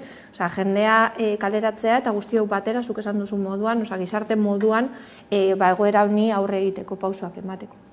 Bestela ikusiko dugu lehen komentatu duguna, ez? Hainbat eta hainbat jende dagoela kale gorrian bizitzen, txaboletan, etxe bizitzak bezala deitu ezin diren egituretan, ez? Eta gero gertatzen dira, gertatzen direnak. Gainera lotsagarria da, ze badauz, hainbat etxe bizitza utzik daudena, Bilbo batean, Donostian segurazki bebe bai, eta ez dira erabiltzen erabili behar diren gauzetara, baizik eta beste helburu batzuk betetzera, eta nik uste dut hau lehentasuna dela, begibistakoa dela. Aipatzeko baita ere ez, kanpotik datozenen kasua, migratzaileen kasua, zenolako zailtasunak dituzten, zailtasun gehigarriak etxe bizitza duin bate lortzeko, eta, hasteko, etortzeko eta baliabide eta babesa jasotzeko, ez? Lehen egun horietan Arana klinikan Gasteizen Madrilek egin nahi duen migratzaileak edo errefuxiatuak hartzeko zentroak zerezan handia eman du egunotan, badirudi behintzat alderdien arteko liskar hori badagoela gaindituta, baina ikusiko da Madrilek dio bai ala bai errefuxiatuak hartzeko zentro hau aurrera aterako dela, eta behintzat Euskal Autonomia Erkidegoan diote ez duela bat egiten ereduarekin. Instalazioek 350 plaza izango dituzte eta 13.000 metro kuadroko azalera. Instalazioek 14,1 milioi euroko aurrekontua dute. Hala ere, Arabako Foru Aldundiak iragarri duenez, 2009an orduan Aldundiko Arkitektua Zerbitzuaren zuzendariak txosten bat sinatu zuen eta bertan 24 milioi zenbatetzei zuten Arana klinika berritzeko. Beraz, Aldundiak dioenez aurrekontua ez da nahikoa izango. Polemikak okerrera jo du, batez ere EAJ eta PSE alderdien artean. Alde batetik EAJak gogor kritikatu du ez zuela proiektuaren zehetasunak jaso, eta adierazi duenez, ez du begi honez ikusten eredua ez datorrelako bat EAeko ereduarekin. Adierazpen horiek zenbat erreakzio sortu ditu. Eneko Anduezak PSren idazkari nagusiak salatu duenez lehendakariak eta Artolazabal sailburuak aspalditik ezagutzen zuten proiektua, eta Anduezaren esanetan jarrera xenofoboa eta eskuin muturretik gertu izan dute.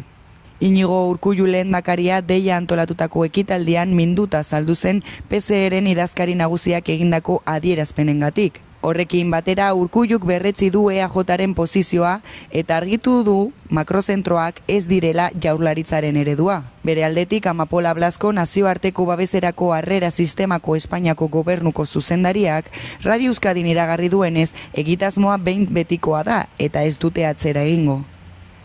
Jaurlaritzak adierazpen horren aurrean adierazi du prest legokeela beste baliabide osagarri batzuk bilatzeko Arana zentroko plazak jeisteko. Lidea Milibiak gizarte politiketako sailburuak azpimarratu duenez, tamaina garrantzitsua da eta diseinatu duten proiektua ez da orain arte bi administrazioek partekatu duten eredua. Basoka luzea ekarri du gaiak, eta Iñaki Iriondo, Garako kazetariarekin aztertuko dugu azken egunotan gertatutakoa. Iñaki, kaixo, eguerdion? Eguerdion.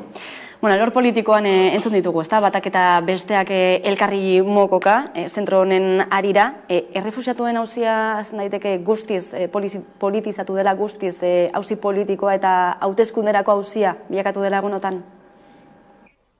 Ez dakit errefuxiatuen gaia ero izango den bakarrik gai hau, Aranako klinika hortako bakarrik. Zer orain arte, inorez da saldu errefuxiatuak hartzearen aurka. Nik uste dute Eneko Anduezak egindako xenofobia hori, esatea PNV xenofoboa ero ultraeskuineko ideiak hartu ditula gehiagikeri bat dela, ez. Baina bai dago arazoa, hau ez bada ondo konpontzen, hemendik aurrera gai hau hauteskundeetan ere sartzea, eta badakigu badaudela gizartean, eta hori ezin da bukatu, errefuxiatuen, ero migranteen aurkako jendea, hemen Gasteizen ondo ezagutzen du mugimendu hori, eta horrek zerbait ateratzen nahi izatea ere posiblea da. Momentuz, badirudi, PNV eta PSOEk alako tregua bat ero sinatu dutela, ikusiko da zenbat irauten duen, baina hor gaia hor jarretzen da.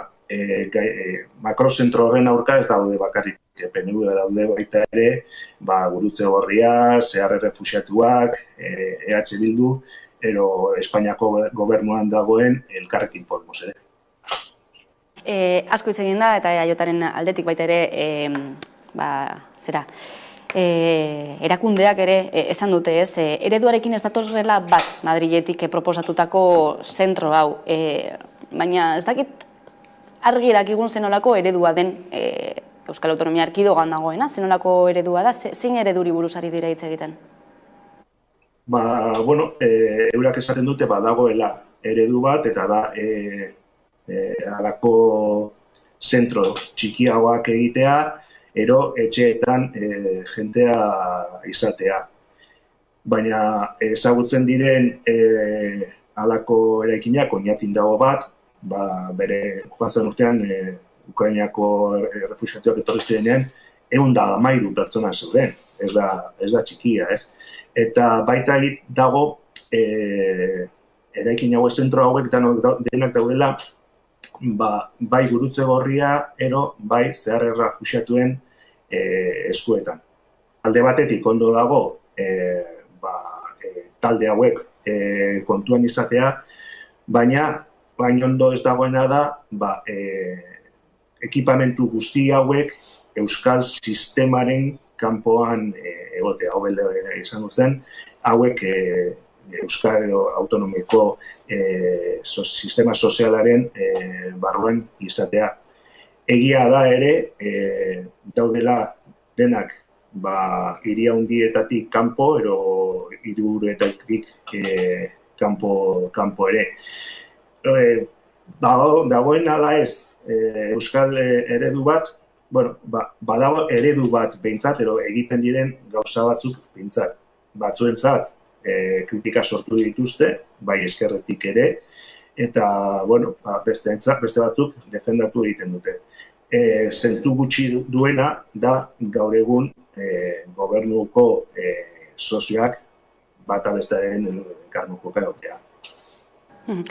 Baita ere gai honetkin, pilota askotan jarri da Madrilgo teilatuan, beraiek eskumena dutelako oraindik ez delako transferentzia hori egikaritu, baina ez dakizien punturaino bilakatu daitekeen hau aitzaki bat, Eusko Jaurlaritzarentzat egin dezaketen edo hartu dezaketen harrerarekin zerikusia duten pauso gehiago emateko ere. Bueno, egia da pauso batzuk eman dituztela eta egia da ere eskumena eskatu diotela Madrilei eta Madrilek ez duela nahi. Nik uste dut arazo larri bat dagoela Madrileko erlazioekin. Eta da, bai gai honetan eta bai beste askotan Madrilek nahi duena egiten duena. Orduan, berak erabakitzen du Gasteizen edo Abilan edo egon behar dela halako toki bat eta inorekin kontsultatu gabe, edo behintzat inorekin negoziatu gabe egiten du. Hor, arazo bada. Eta gero, eskumena arazo hundi bat, Madrileko oraindik egindako egutegi batetik, ez dakite, 33 transferentzia bat zeuden, oraindik 5 bakarrik ez dituela egin, ez? Orduan, Madrilgo gobernuari ez zaio gustatzen gauza hauek elkarrekin egitea, Euskal Herriko edo beste tokitako instituzioekin, eta hori arazo bada, eta gero, baita ere, gaur egun EAJak erabiltzen duela asko hau atxiki bezala. Bainaki Iriondo Garako kazetaria. Ezkerrik asko gaurkoan gako guzti hauek emategatik. Hurrengo arte. Ezkerrik asko zuei. Bueno, ez dakite nola uste duzen amaituko duen korapiloa askatzen, izan ere badirudi ontzat eman daitekeela, ziurtzat eman daitekeela, Gasteizen Madrilek zentro hori egingo duela, aipatu eginda ez, ereduarekin batez datorrela, ghetizazio arriskoa ikusten dutela, hiriburutik kanpo dagoen lokalizazio batean dagoelako, baina jakik ere aipatu du ez, orain artekoak ere badaudela ere hiriburuetatik kanpo, ez dakit orduan punturainokoa den benetakoa Euskal eredu hori alaitz. Bai, guztiz ados, honetaz nik uste dute askotan hitz egin dugula, hemengo albergeak Bilbo zentrotik dauze, beraz eredua ez da oso ezberdina, makro formatoa orokorrean behintzat auzo elkarteei ez zaigu gustatzen, guzez zentralizazioaren aldekoak gara, azken finean nik uste dut errezago izango da elkarbizitza bat lortzea edo pedagogia bat egiten baldin badugu leku askoz txikiago batean eta jendearekin konpartitzen. Alde batean, bai ikusten dut jendeak egon beharko direla implikatuak, azken finean adituak dira, baina berak aipatu duenan bai mai gainean ipiniko nuke. Azkenean agente batzuk beraien gainean hartzen dituzte ardurak instituzioenak izan beharko zirela, ez? Ikusten da nola olako zentroak azkenean kudeatzen dute agente ezberdinak eta ez instituzioek eta horrek dakarren barazoekin, ez? Bai ekonomikoki, hori infrastruktura dela eta bai. Eta ni egongo nintzateke alde hori egiteko leku ezberdinetan txikiagoa eta jendearekin pedagogia eginez. Nik uste dut hori izango zen arriskoa apurtuko zuela, ez? Esaten dute jendea badagoela jendea igual kontra egon aldala, baina pedagogia batekin ikustu dut errezago izango litzateke jende guztia hau ongitorri izatea. Eta orduan, nik uste dut gauzak horrela joan beharko zirela. Eta kompetentziena betiko gakoa, ez? Baina azkenean fokoa horri pintzen baldin badugu bestea estaliko dugu eta bebai arriskoa ikusten dut. Alde batetik muinean dagoena eztabaidagarri delako, baina baita ere alor politikoan zer gertatu den honekin guztiarekin. Alde batetik ikusi dugulako EAJ aurrez aurre Madrilekin berriro ere eskumenen transferentzien arira, baina baita ere gobernu barruan dauden kide diren EAJ eta PSE elkarri mokoka gai honetan. Ez dakizen nolako irakurketa egiten duzun, Jon? Bai, uste handueza pixkat oso tokitik irten da ikusten dute, ez? Etengabeko titularrak bilatzen, eta gaur gai hau da, baina beste batean da beste atoria tristea. Gaiak gurutzatzen dira, saiatzen gara azalpen razionalak ematen adierazpenen debate politikoa, baina benetan atzean dagoena, kasu honetan Anduezaren politika komunikatiboa hori dela, eta da bihar izango da beste gai bat, eta gero hau da bidean erdian tokatu dan bestetakoa da. Hemen badago, sakonean politikoki badago gai bat, eta da nor kudeatzen du politika. Alegia nork erabakitzen du, nola erabakitzen da, eta bi mailatan, bata da hemen aipatu den bazela, izan daiteke pedagogia eginez, herritarrekin batera, beti ere instituzioek gideatuta noski, ezta? Eta bestea da, ze administrazio hori dagokion. Eta ze eskalatan ari den administrazio hori. Alde batetik hemen, estatu burujabe bat ez daukagunez, ez daukagu eskumen asko ez ditugu, gai honi heltzeko, oso gutxi ditugu, eta gero bestetik, nola erregearen korregidoreak, nola Denis Itxaso, gure prefektoa, Madrileko prefektoak, erabaki du bere karrera politikoan oso importantea dela hemen lehendakaria baino gehiago agintzea, ezta? Eta beraz hori atzean dagoena. Errefuxiatuen eta herritarren eta ongizate eta interesak ez dirudi debatearen erdigunean daudenik errealki, beste gai batzu daude eta tamalez, nahiz dago saiatu olako azalpen eta analisi batzuk egiten, atzean dagoena da beste interes hori guztia, erabakiak non hartzen diren, nork hartzen dituen eta ondorioetan gehiagik pentsatu gabe, ezta. Kuriosa delako, batean horrelako interesa izatearekin errefuxiatuen eta migratzaileen ongizatean, ez dakit harritu zaituenean laitz. Bai, eta azken finean, sartzen baldin mazara informazioa bilatzen, hori eraikainari buruz askotan hitz egin da, behintzat ondokoek, auzokideek, babestu elkartea egin zuen holan proiektu parte hartzaile bat jakiteko jendea zertarako erabili nahi zuten, eta izan zen zentro mendekotasun egoeran dauden pertsonentzat sortzea edo bihurtzea, eta horri ez diote kasurik egin, eta orain egiten da hau, dinot, hori ikusten da dana doala, pues hori, asalto mata, ez dakit nola esan, ez? Jendea hor bizi direna nik uste dut argi zeukaten hori zagoela utzik, nik uste dut auzokideok badakigula hainbat tokitan gure hiriburuetan daudela utzik, eta zertarako erabiliko genituzke. Gero instituzioek hartzen dituztenez erabakiak, hor, kolokan gelditzen da edo utzik gelditzen dira, eta azkenean erortzen dira, ez? Ez erabiltzeagatik. Ezin dugulako ahaztu baita ere Euskal Herrian bertan, Irungo mugan, edo muga esatearren, ez? Hortxe, gertatzen ari dena, egunero? Bai, azken bidean ikusten dut, esaten duguna, gauzak larritzen direnean edo kasuak agertzen direnean prentzan denok egiten dugu, zer gertatu den, baina, karo, horri jarraipen bat eman beharko diogu eta gainera aurrera pausoak eman beharko dira.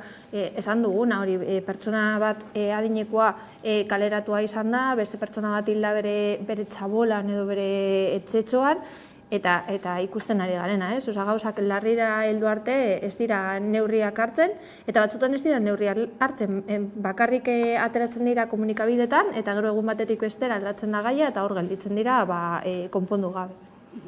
Ikusiko dugu, zenolako bilakera duen gai honek. Euskarari buruz hitz egin behar dugu gaurkoan, berriro ere Euskara epaitegietan izan delako.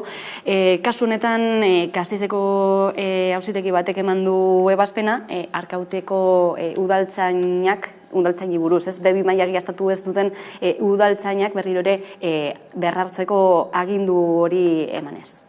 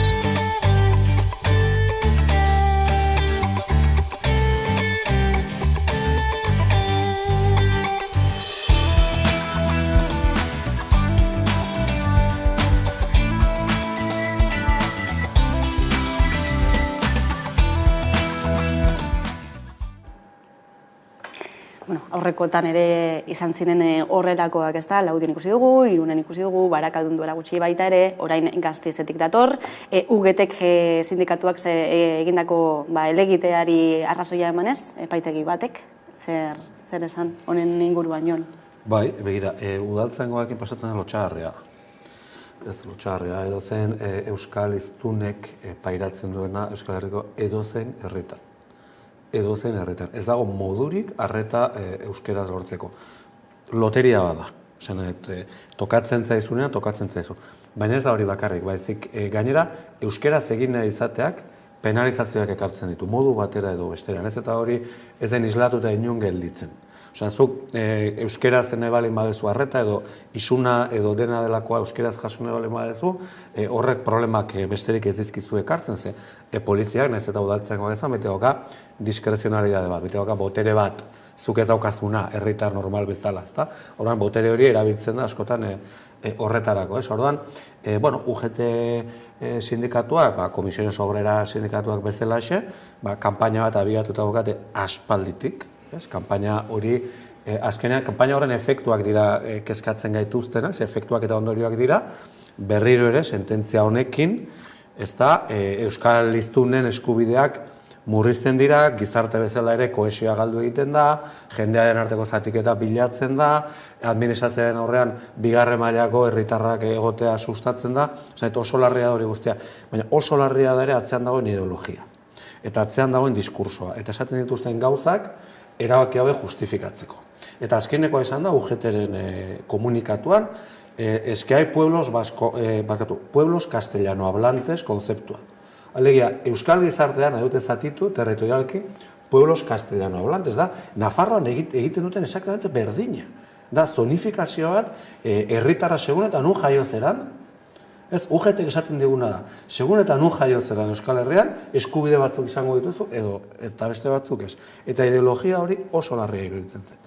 Berri hori, hizkuntz politika hori, ikusten zait. Baina egia da, eta egunerokotasunean ikusten den zerbait da, ezintasun hori euskaraz aritzeko modu batean, ala bestean, eta batez ere administrazio publikoan lan egiten duten langileekin. Gainean ikusten dut diskrezio hori da gakoa, zu hurbiltzen baldin baza administrazioetara, bai polizia baten gana, edo ez dakit osakidetzan, edo hainbat instituzionera, zauz bereien menpe, baina ez instituzioaren menpe, baizik eta topatzen duzunaren pertsonaren menpe, orduan, aterako da zure papera pertsona horrek nahi baldin badu.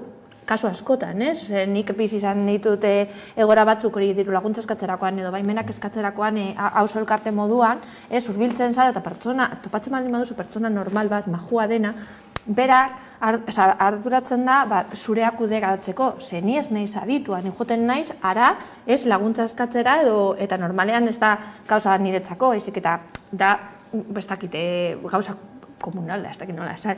Ez, baina pertsona horrek erabakiko du ea hori aurrera joango den ala ez. Batzutan, ez? Berak badakizkizetik maioak dauden zure aurrera eramateko, ez nago legetik dauzen gauzari buruz hitz egiten, baizik eta berak badaki horrela egiten baldin baduzu, aurrera eramango duzu, ez dakiz poliziarekin gertatzen den antzeko zerbait, ez? Baimenak direla eta edo, hau izan alda falta, hau izan alda ez dakiz ez? Eta orduan, zuk nahi baldin baduzu bere, ez dakit, empatizazioa, ez dakit nola esan, bilatzea, eta hizkuntza muga bat baldin bada, akabu. Zure eskubide guztiak hortxe bertan galtzen dituzu. Eta orduan, zu erderara joko duzu, olako egoera batean ez egoteko, ez? Ikusten duzu, bera, lehenengo aurpegia, esaterakoan egunon da, como, buenos días, y es como, akabo. Hasiko nahi erderaz hitz egiten, porque bestela, eukiko dut beste muga bat, bai, burokrazia oso gogorra da, baina ja, ikusten baldin baduzu, hizkuntza izango dela beste bat, orduan nik bai ikusten dut larri, eta gainera, epaiek baimena ematen baldin badiete, ez daukagu eskubiderik, eta azkenean esaten dena, gure eskubidea amaitzen da bestearena hasten denean. Eta olako lekuetan, hasten baldin badira finkatze zonaldeak, haien eskubideak zuzenean amaituko dira. Euskaldun izateagatik jasotzen dugun diskriminazio hori, egunerokotasunean, Jon? Bai, hori da, hor da, berako zona azaldu, hor da, eskubide, diferentzia bat, desberdintasu bat, baina arazoa ez da bakarrik euskal hiztunentzat, alasoa gizarte osoarentzat da. Desberdinkeria horiek normalizatuta eta solidifikatuta bazkagun neurrian, oso zaila izango da gizarte bezala normalizazio batean bizitzea, eta hori da guztiok nahi dugura, zain ezin dugu aztu da EAN eta Euskal Herrian oroar badagoela borondate demokratiko oso garbi bat gizarte eleaniztun batean bizitzekoa. Eta eleaniztuna esan nahi du, hizkuntzak euskerak egon behar duela minimoki gaztelaniaren maila berdinean. Maila guztietan. Eta momentuetan gaude diglosia egoera batean. Eta diglosia egoera bat txarra da, eta hori oso ikertuta eta aztertuta dago, gertatzen den gizarte eremu territorio guztia izan Euskal Herriaren munduko esentokietan, txarra da gizartearentzat, baina guztientzat. Ez da, hau dira trabak eta atzeratu, Osea, nahi dugu normalizazio batera jo, baina daude agenteak eta eragileak, ezta? Eta gero egiten dute langileen eskubideen izenean. Eta hori hori ez dut onartzen. Ez dut onartzen. Zaitu dute bere interes korporatiboen izenean. Ez langileen eskubideen izenean. Zeren euskeraz hitz egiten duten personen 90% langileak gara. Langilea gara, eta eskubidea ditugu langile bezala ere, euskeraz bizitzeko eta euskaldun izateko. Eta nahi dute, parean jarri, sindikatu habe jarrean nahi dute langileak, eta parean euskal hiztunak. Izango balira bezala, ez dakit zer, beste klase sozial bat edo dena delakoa. Eta hori da, etenga, ni aurra naizenetik bizitu dudana hemen, ez da? Eta horren aurka ere, nik uste, ideologikoki ere egin beharra dagoela, ez? Euskalgintzaren kontseiluak besteak beste atzo plazaratu zituen, ez? Zen nolako erronkak dituen euskal gizarteak urte honetan, zerrendatu zituen Euskalgintzaren kontseiluak dituen egitekoak, besteak beste aipatu zuten hizkuntza politikan jauzi bat egin beharra ikusten dutela bereziki, eta besteak beste euskararen kontrako oldarraldi hau geldiarazteko beharra ere hori esek izango direla lan ildo nagusiak. Euskalgintzaren kontseiluak 2022ak euskararen eta hizkuntza politiken arloan emandakoa eta 2023ko erronkak aztertu ditu. Hala, kontseiluak nabarmendu duenez, aurtengo lehentasunak, hezkuntza legea, euskararen ofizialtasuna, oldarraldi judizialari erantzutea eta adostasun sozialak zabaltzea izango dira. Era berean, kontseiluak premiazkoa jo du euren burua, euskalgintzatik eta euskaratik aparte samar ikusten duten eragile eta norbanakoekin lan egitea.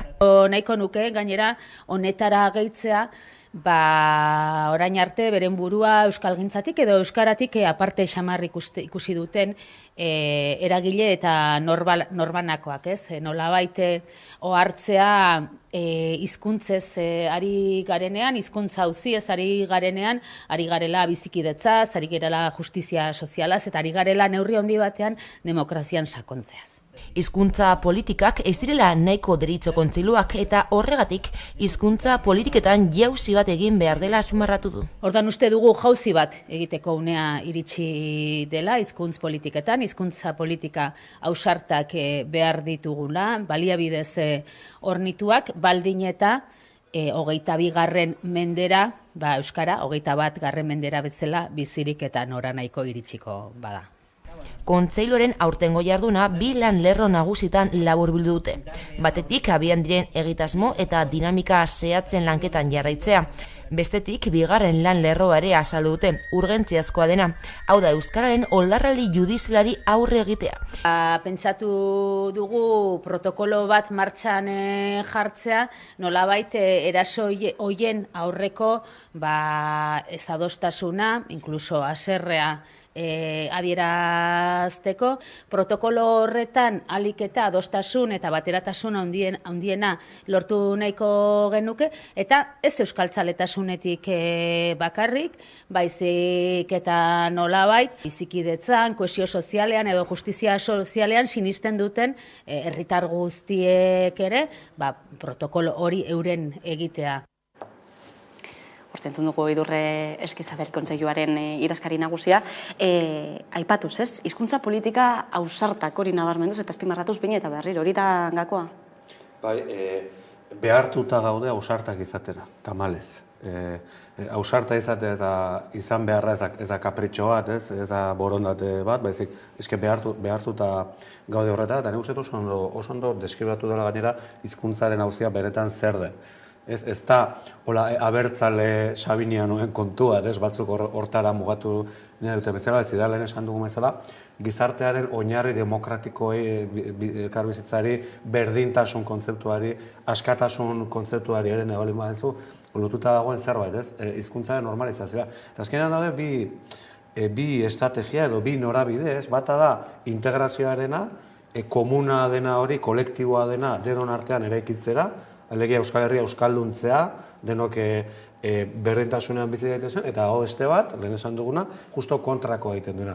Zatitu, desberdindu, batzuk besteen kontra jarri, nire eskubideak zuren kontra, eta horrelako diskursa da, bi. Nik ez dauka zalantzarik lehenengoak irabaziko duela, baina ausartak izan da. Bestela zaila izango da. Bai, niri pena ematen dit ausarta behar izate. Hori da. Ezken finean, nik uste dut aramatzagula ordu bat iaia, hitz egiten gure eskubidei buruz, eta argi dago ez baditu defendatzen, bertan berak geldituko direla, eta hori bai da kezkatzekoa. Nazioartera begira ere jarri bar gara, badakizue azken egunotan presio handiak izan direla NATOren bakideen artean Alemaniari argi esateko, tankeak Leopard 2 tanke famatu horiek bidaltzeko Ukrainara, arma astun gehiago Ukrainara bidaltzeko, Alemaniak badirudi behingoz baiezko eman duela, argi berdea eman duela, eta orain kolokan kezka eta ikusmina handia, zer gertatuko den, hemendik aurrera, baldin eta tanke horiek Ukrainara bidaltzen ote diren, zenolako ondorioak ekarriko dituen honek gatazkaren bilakaeran. Asier Blasekin izan ginen atzokoan, politologoa da bera, eta horrela aztertu du gertatu daitekena.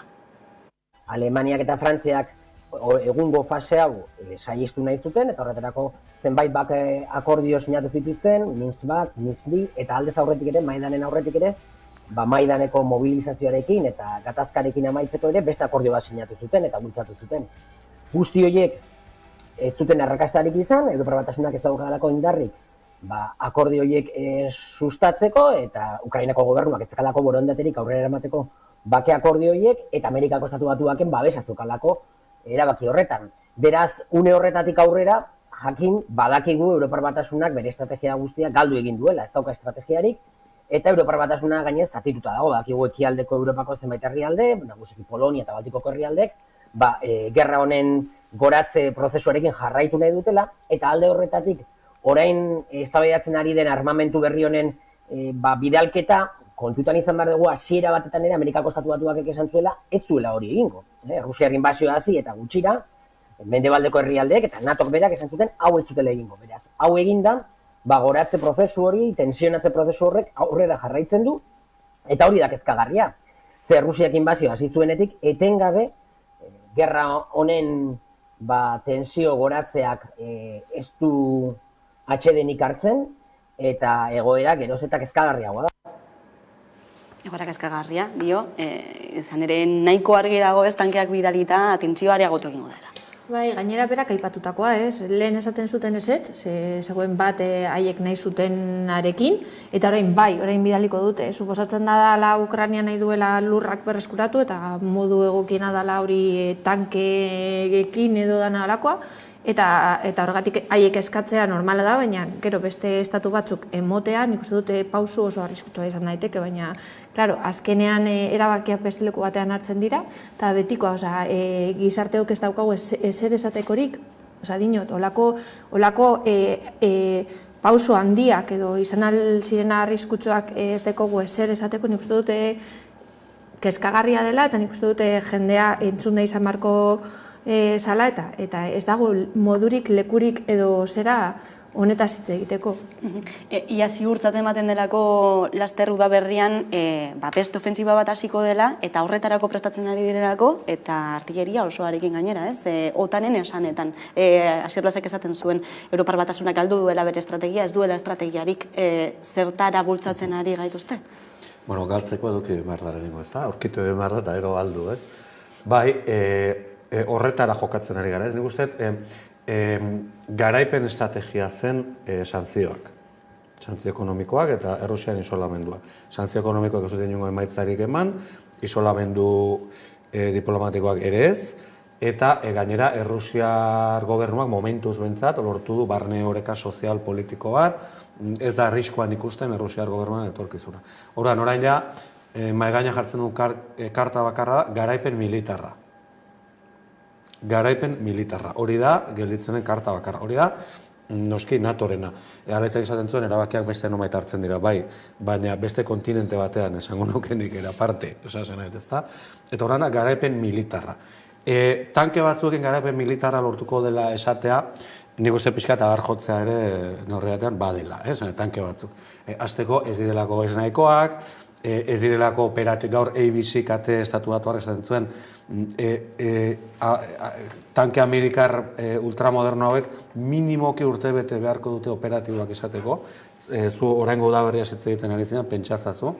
Tanke alemanak, bidaliko dituzten, hork erabiliko ditu, ze logistika dago atzean, ezin dute Errusiaren tanke industriarekin konpetitu, azteko, ezta? Nez eta tankeak hobeak izan eta nahi zuen guztia. Hortan, nik uste gehiago dela, utxune komunikatiboak ere bete egin behar dira, eta horren aprobetxatzen dituzte momentuak, Asier Blasek ondo esan duen bezala, Alemania eta Frantzia gero eta gehiago lerratzeko ekartzeko estrategia horretara, ezta? Kontinentez beste kontinente batean, erabakitzen den estrategia horretara. Beraz, bai, momentu honetan Errusiak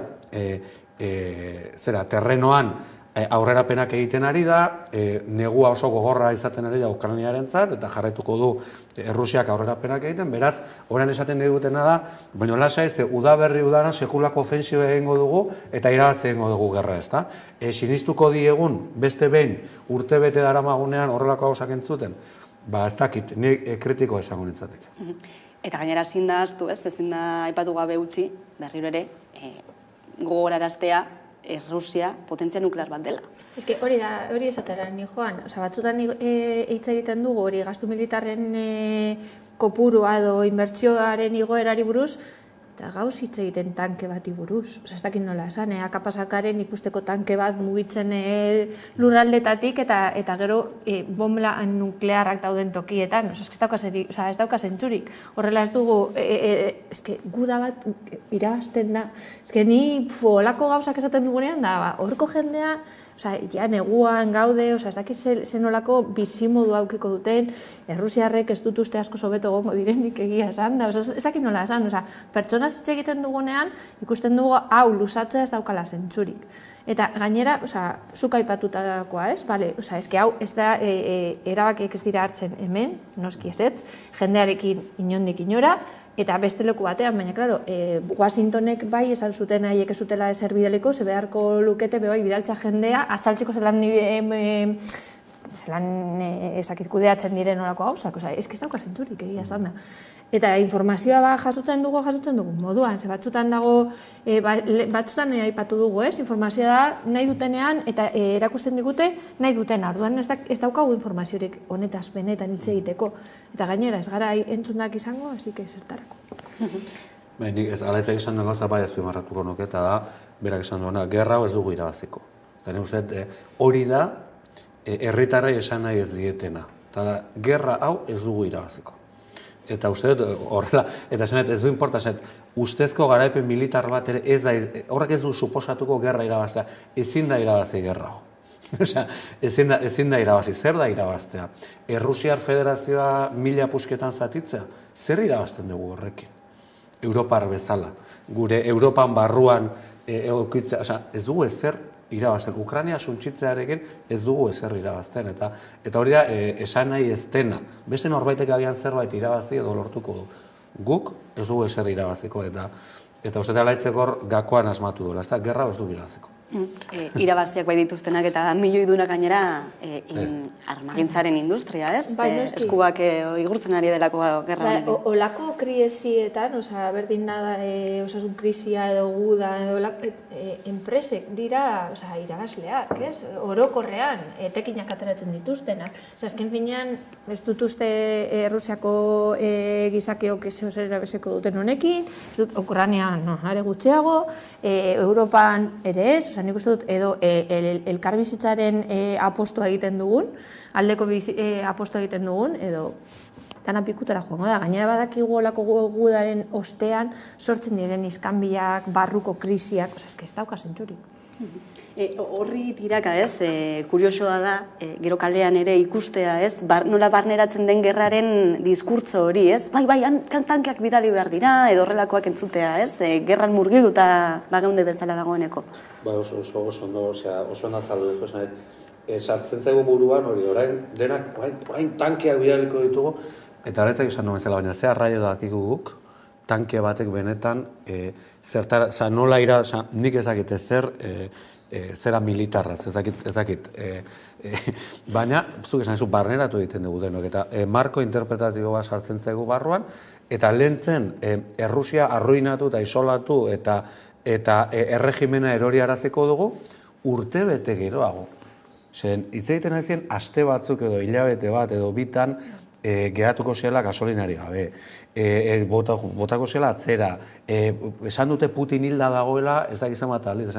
Sartzen zaigu hori guztia. Eta orain, urte bete geroago, ez, soluzioa da, bidaliko ditugu tanke batzuk, eta udaberrian irabaz egingo dugu gerra maila militarrean. Eta udaberrian kontatuko digute beste historia bat, baina zuk esan ez zuen guia asumituko ditugu markoiek eta sinistuko dugu, igual sinistu egin nahi dugulako sakonean, ez dakit. Eta bidean jendea hiltzen ari da. Eta batzutan ez du horretaz hitz egiten. Bueno, jendea hiltzen ari da, baina 10.000 persona hiltzen ari dira. Gerra da, hori da gerraren muina. Baina hori da, erabaki dugu gerra nahi genuela. Edo norbaitek erabaki du gerra.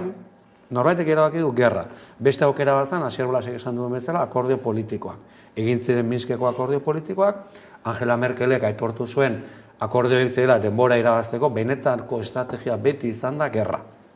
Eta hori erabaki da. Eta milaka persona heltzen ari dira, bai Errusiak eta bai OTANek edo dena delakoak erabaki dutelako gerra bat egin behar dela hemen. Eta ondoria sufrituko ditu Errusiar herriak, Ukrainiar herriak eta mundu guztiak, ezta? Baina atzean erabaki politikoak daude zeren beste alternatibak eta aukerak zergatik ez. Zergatik da gerra aukera bakarra beti, ezta? Interes oso sakonak daude, badakizu.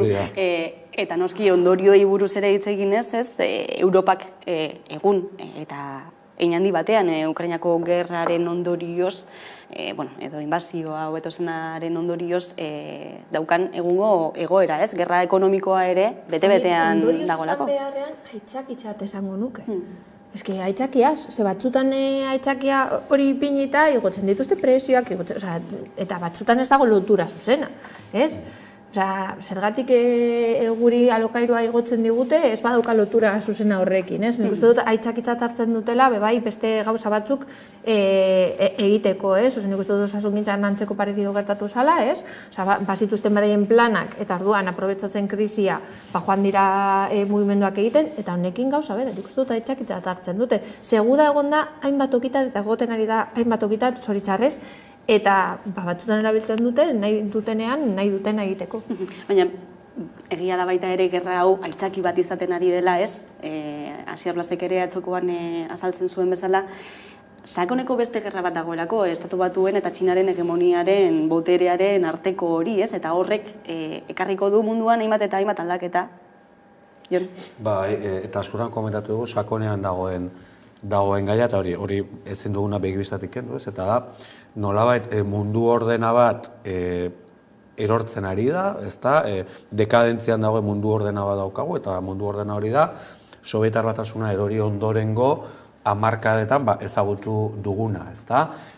Guk ezagutu dugu, mezu bat, gu gaztetxo ginenetik esan zaigu, demokrazia liberala mundu osoan, txintxoek irabazi dugu, eta askatasuna eramango dugu mundu osora, eta mundu ordena horretan noski Estatu Batuak eta bere industria armamentistikoa zen guztiaren zaindaria, gatazka pila bat hasi ditu Estatu Batuakek eta gertatu dira guztiak, eta horre mundu ordena hori zalantzan jartzen duten lehiakideak atera dira.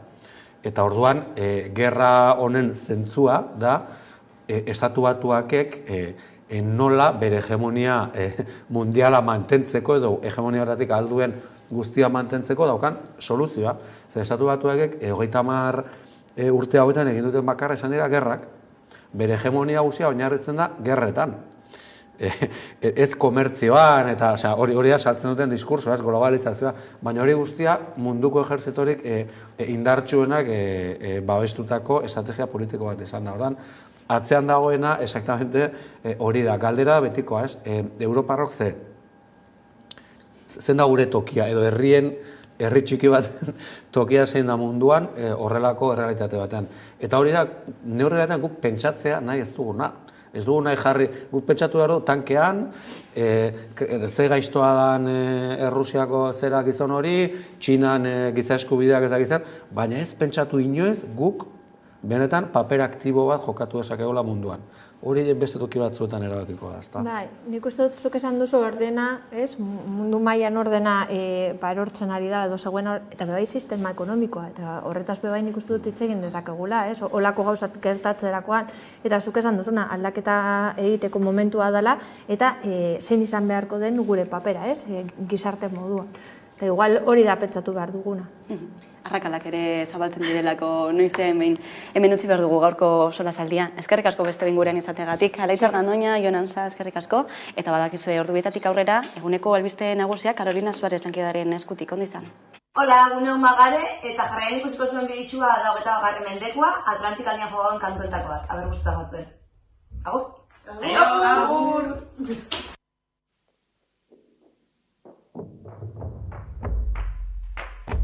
Elkarrekin lehiatzen, ikusi nahi gaituzte baina, aurkari izateko, ez igintuzten baina, ez ala hobe batzea beti elkarren aurka joatea baino, ez ala hobe batzea beti elkarren aurka joatea baino.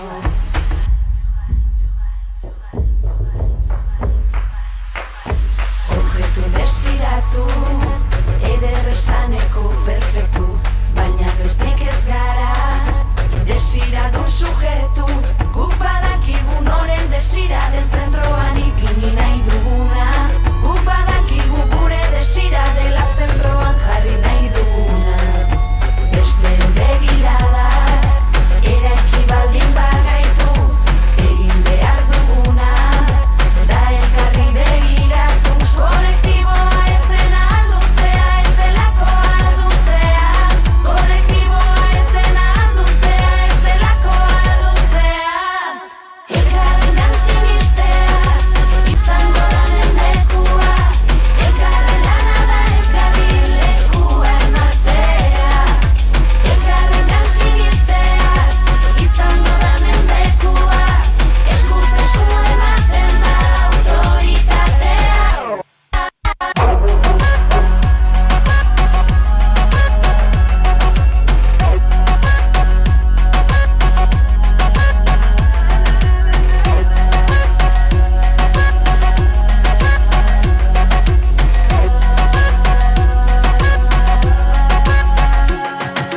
Teoria izaten da hausnarketaren kausa, baina utzi dezagun liburuetan hautsa, gure hotzetatik ez bada ez da hasiko inoiz iraultza, gure sorkuntzetatik ez bada ez da hasiko inoiz iraultza, gure gorputzetatik ez bada ez